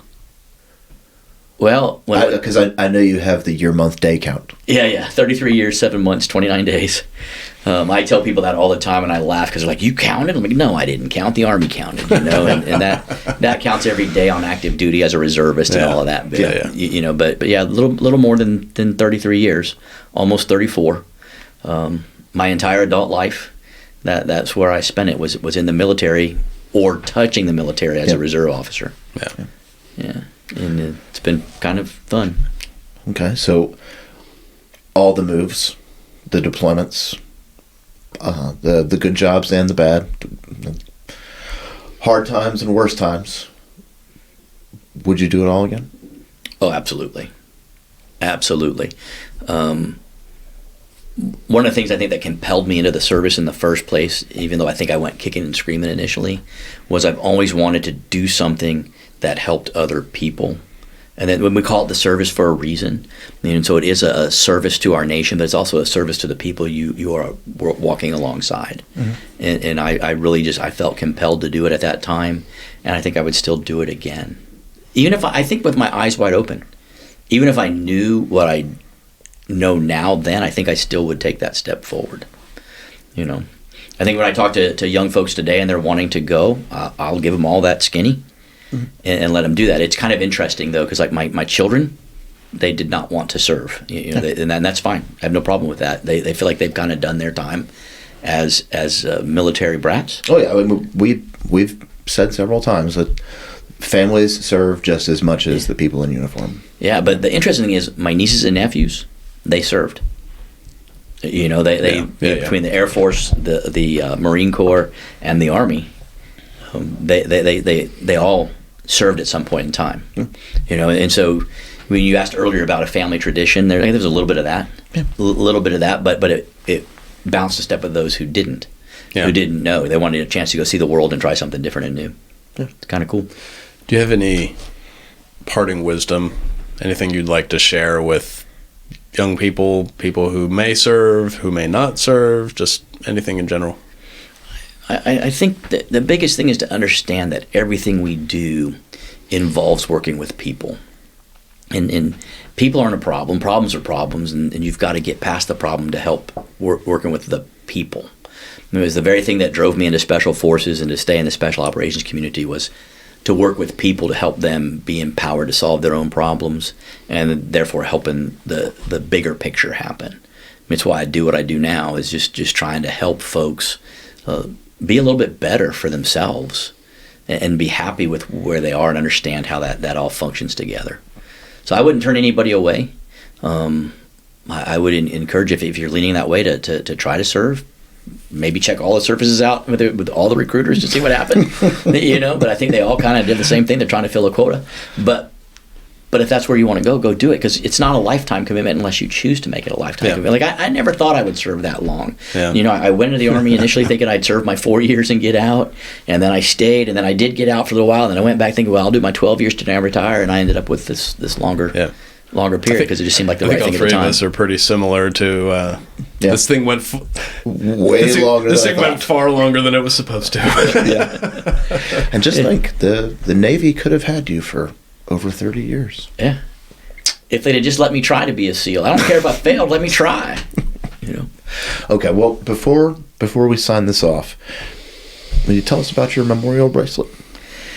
It's not a memorial bracelet. It says, "Do not give in to the war within." Okay. And I wear it because I've seen too many folks decide that it's time to go, and I don't mean in retirement. I mean they're killing themselves. And you guys are probably well familiar with the whole 22 a day, and I'm reasonably certain you've probably read the more recent reports. And for a while we were kind of that awareness worked, and we had the trend going down. But now we're having that trend go back up again. Yeah. And so,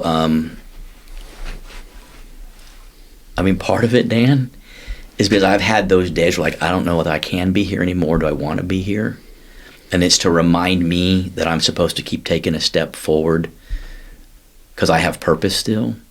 But it also means, what am I doing to help others? It's one of the reasons I like listening to your podcast, is because you guys are giving veterans the opportunity to tell their story. And as we read, whether you read Sebastian Junger's book Tribe, and he talks about this, or you look at the latest suicide report from the VA, it's letting veterans share their story that's helping veterans get a grasp on reality again. What happens when someone tells their story is we make a connection. That doesn't happen with a thank you for your service. It's not the same. Yeah. And so it's just to kind of remind me of those things. And I think one of the reasons I don't wear a memorial bracelet is I have too many to know who to wear. Yeah. Yeah. I think understand that. I think we're all there. Where can people find you, hear more what you have to say? And so probably the best way to find me is wherever you take your podcasts, look up Despite the Limits, or look up Scot Storey with one T and Story's EY, and my podcast will come out. And then inside of that on the show notes are all of my contacts. I'm mostly active on Facebook under Despite the Limits or through LinkedIn. And I love talking to folks. I would be happy to talk to anybody, but that's where I'm working. I will eventually have a website up and running. I don't have that done yet, okay, but it is in the works. We'll make sure to link your stuff in the show notes. I appreciate it. And just for the audience, the focus of your podcast is? I bill it as leadership development, but reality, I think it's more personal development and how do you handle life in transition, whatever that looks like for you. That seems to be where we're going. Okay, awesome. We can't thank you enough for coming on. Yeah, so much. No, I appreciate the opportunity. Yeah.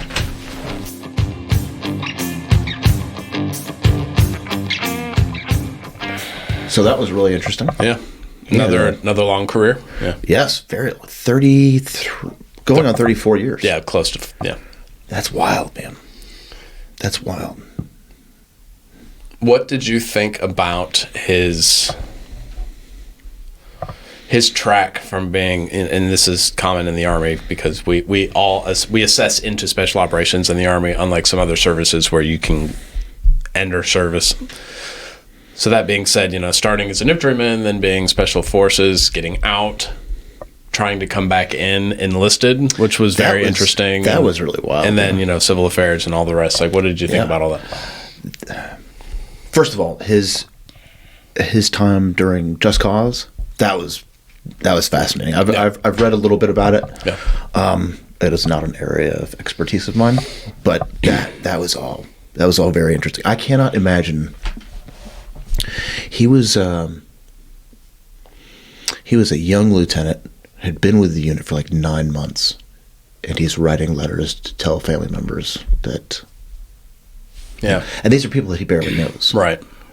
But he felt compelled to do it because they were under his or they were part of his unit. People that he knew. Yeah. So that's rough. But Just Cause is one of those things that gets forgotten about because of the time frame. Grenada, Just Cause, that kind of that era of the 80s, basically. I mean, a lot of that has been shuffled and lost in the sands of time because of bigger, more obnoxious conflicts that we have had the pleasure of being a part of. The Cold War, and then people think that we went straight from the Cold War to the first Iraq or the first Gulf War. It's like, well, there were some other things in there too. Yeah. So I mean, that was an interesting experience. And when he talked about he and his RTO climbing the mountain to try to get better signal and everything, and getting that cup of coffee, and that being like a moment of, I guess, serenity. Yeah. During a time where there's some crazy things going on. I totally get that. Mm-hmm. I totally get that. At least based on my experience, it's always something like so simple, something very mundane, like having a cup of coffee, or sitting down in a chair that's got cushions on it, right? And it's the first time you sat on something that's not a rock in days, weeks, months, whatever. It's something very simple that tends to stick with you. A hot shower. Yeah. It's all really, really fascinating stuff. And then that period, it was a couple of years that he went through trying to get back into the service. Yeah.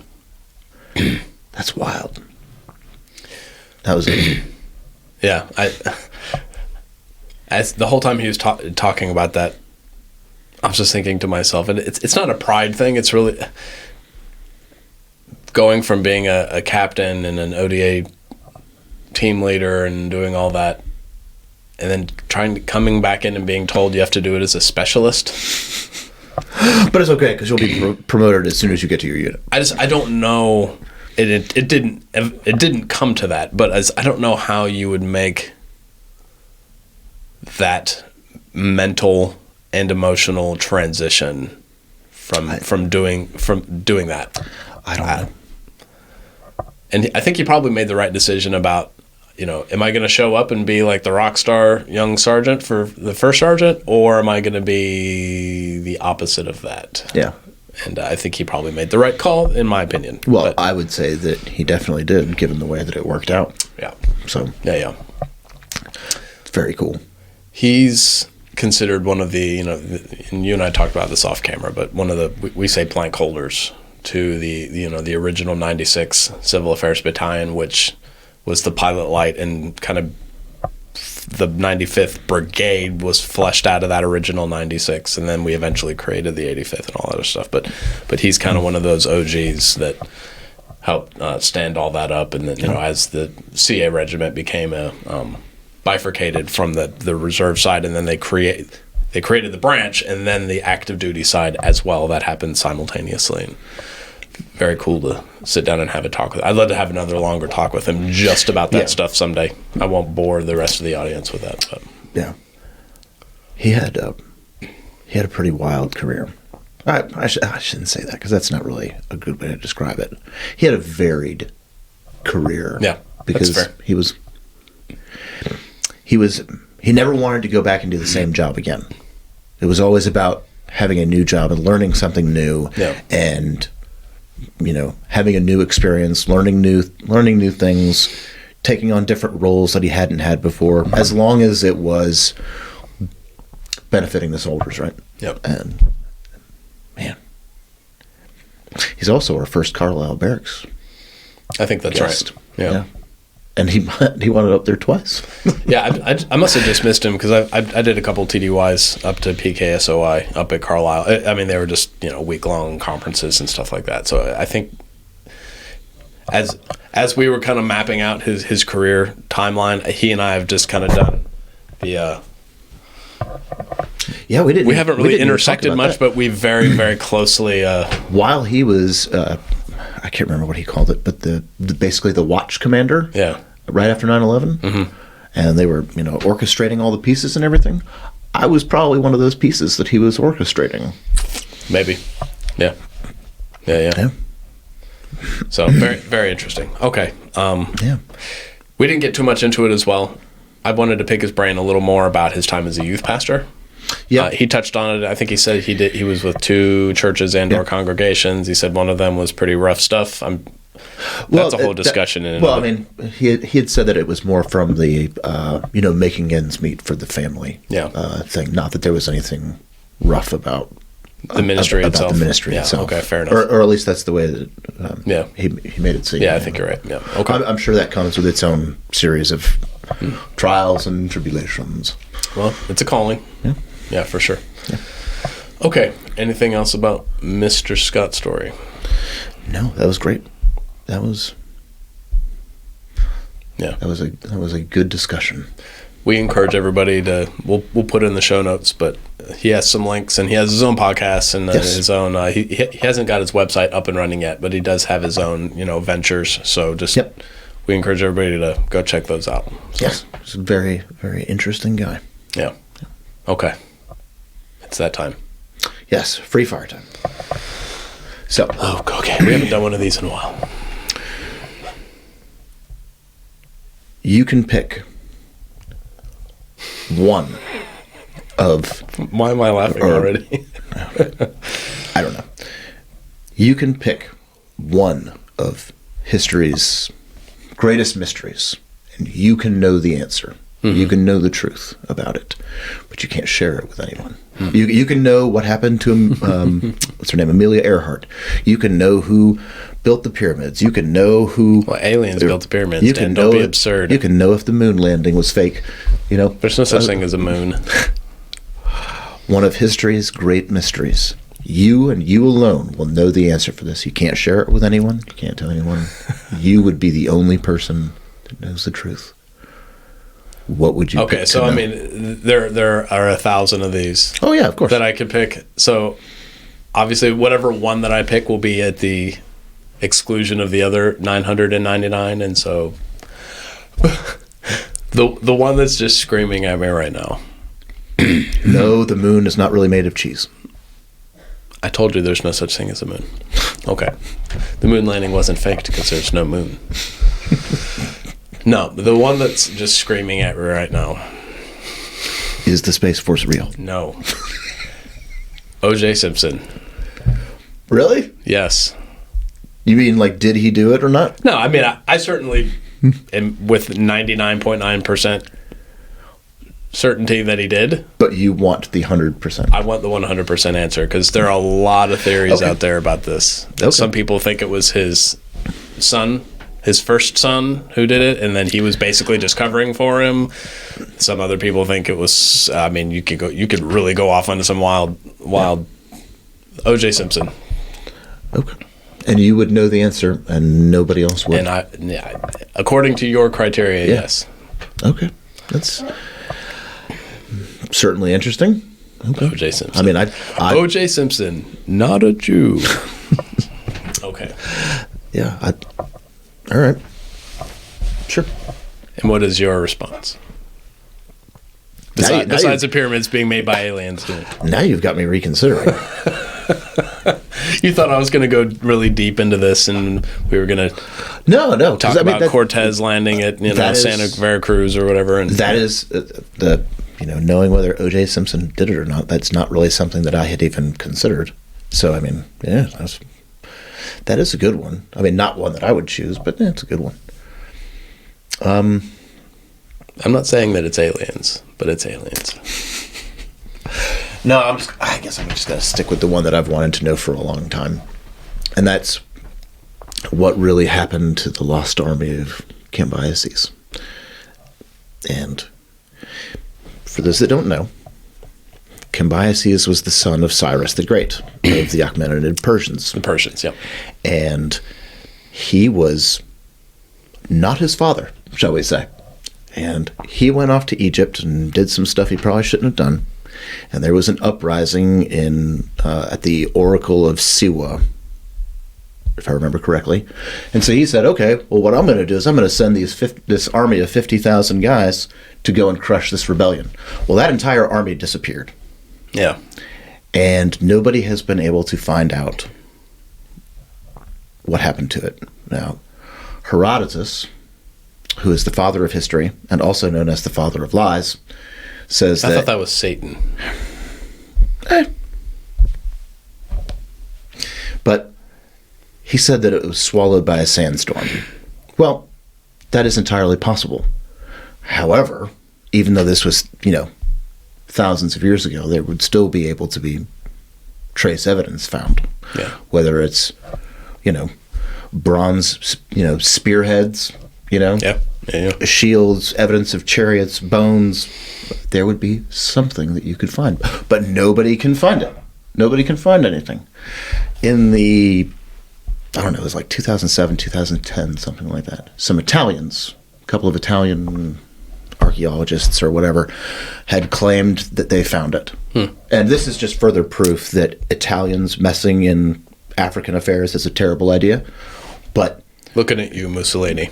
Well, I mean, Caesar didn't exactly help the cause either. But anyway, they were debunked.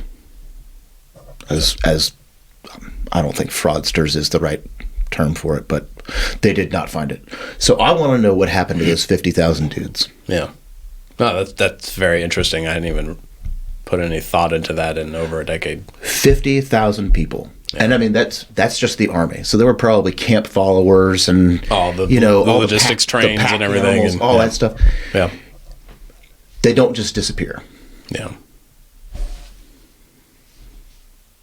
That's a good one. Yeah. I want to give an honorable mention to the Lost Colony. Yep. That's one that's definitely the New World's first mystery. Yeah, that's definitely one that's I've been scratching my head over for many years. The Predators obviously came and took them. That's right. Yeah. Croatoan. Yeah, that's right. Yeah, that is a good one. And you and I have been to the Lost Colony, and we didn't find them. We didn't find them, but there is a what would you call it? Like a mock setup of what the encampment would have looked like and stuff like that. And it's pretty cool. But yeah, that's a good one too. Yeah, that is a good one too. Again, because you can't just up and disappear. I mean, in that case, it was a few hundred people. Much smaller in scale. Yeah, but again, they can't just up and disappear. Yeah. So, unless the Predator came to get them. I'm not saying it's aliens. It's aliens. Yeah. But okay. Good question. Yeah. All right. Well, we appreciate everybody sticking it out with us. Good show today, at least. Thank you, Scott, for coming on and for also having us on his show. Yeah, that's right. And that will be out on his feed when maybe before this one. Not sure. Maybe before this one. Yeah. Maybe after. I don't know. So please, on social media, Facebook, Instagram, LinkedIn, X, we're all over there. Give us a like, a follow, share. Yep. Check out the show. Of course, is on YouTube, Rumble, and all the podcast channels. Yep. Subscribe, rate, review. Share with a friend. Check out the website at tracerburnout.com. And if you are interested in hooking up with our affiliates, the links will all be right there. Yep. And then again, if you want to support the show but you don't need stuff, there's the link there at the bottom of the website where you can toss us $1 or $2 and help keep the lights on. We appreciate it. So we do appreciate everything. So with that, we appreciate everything, and remember that your service matters.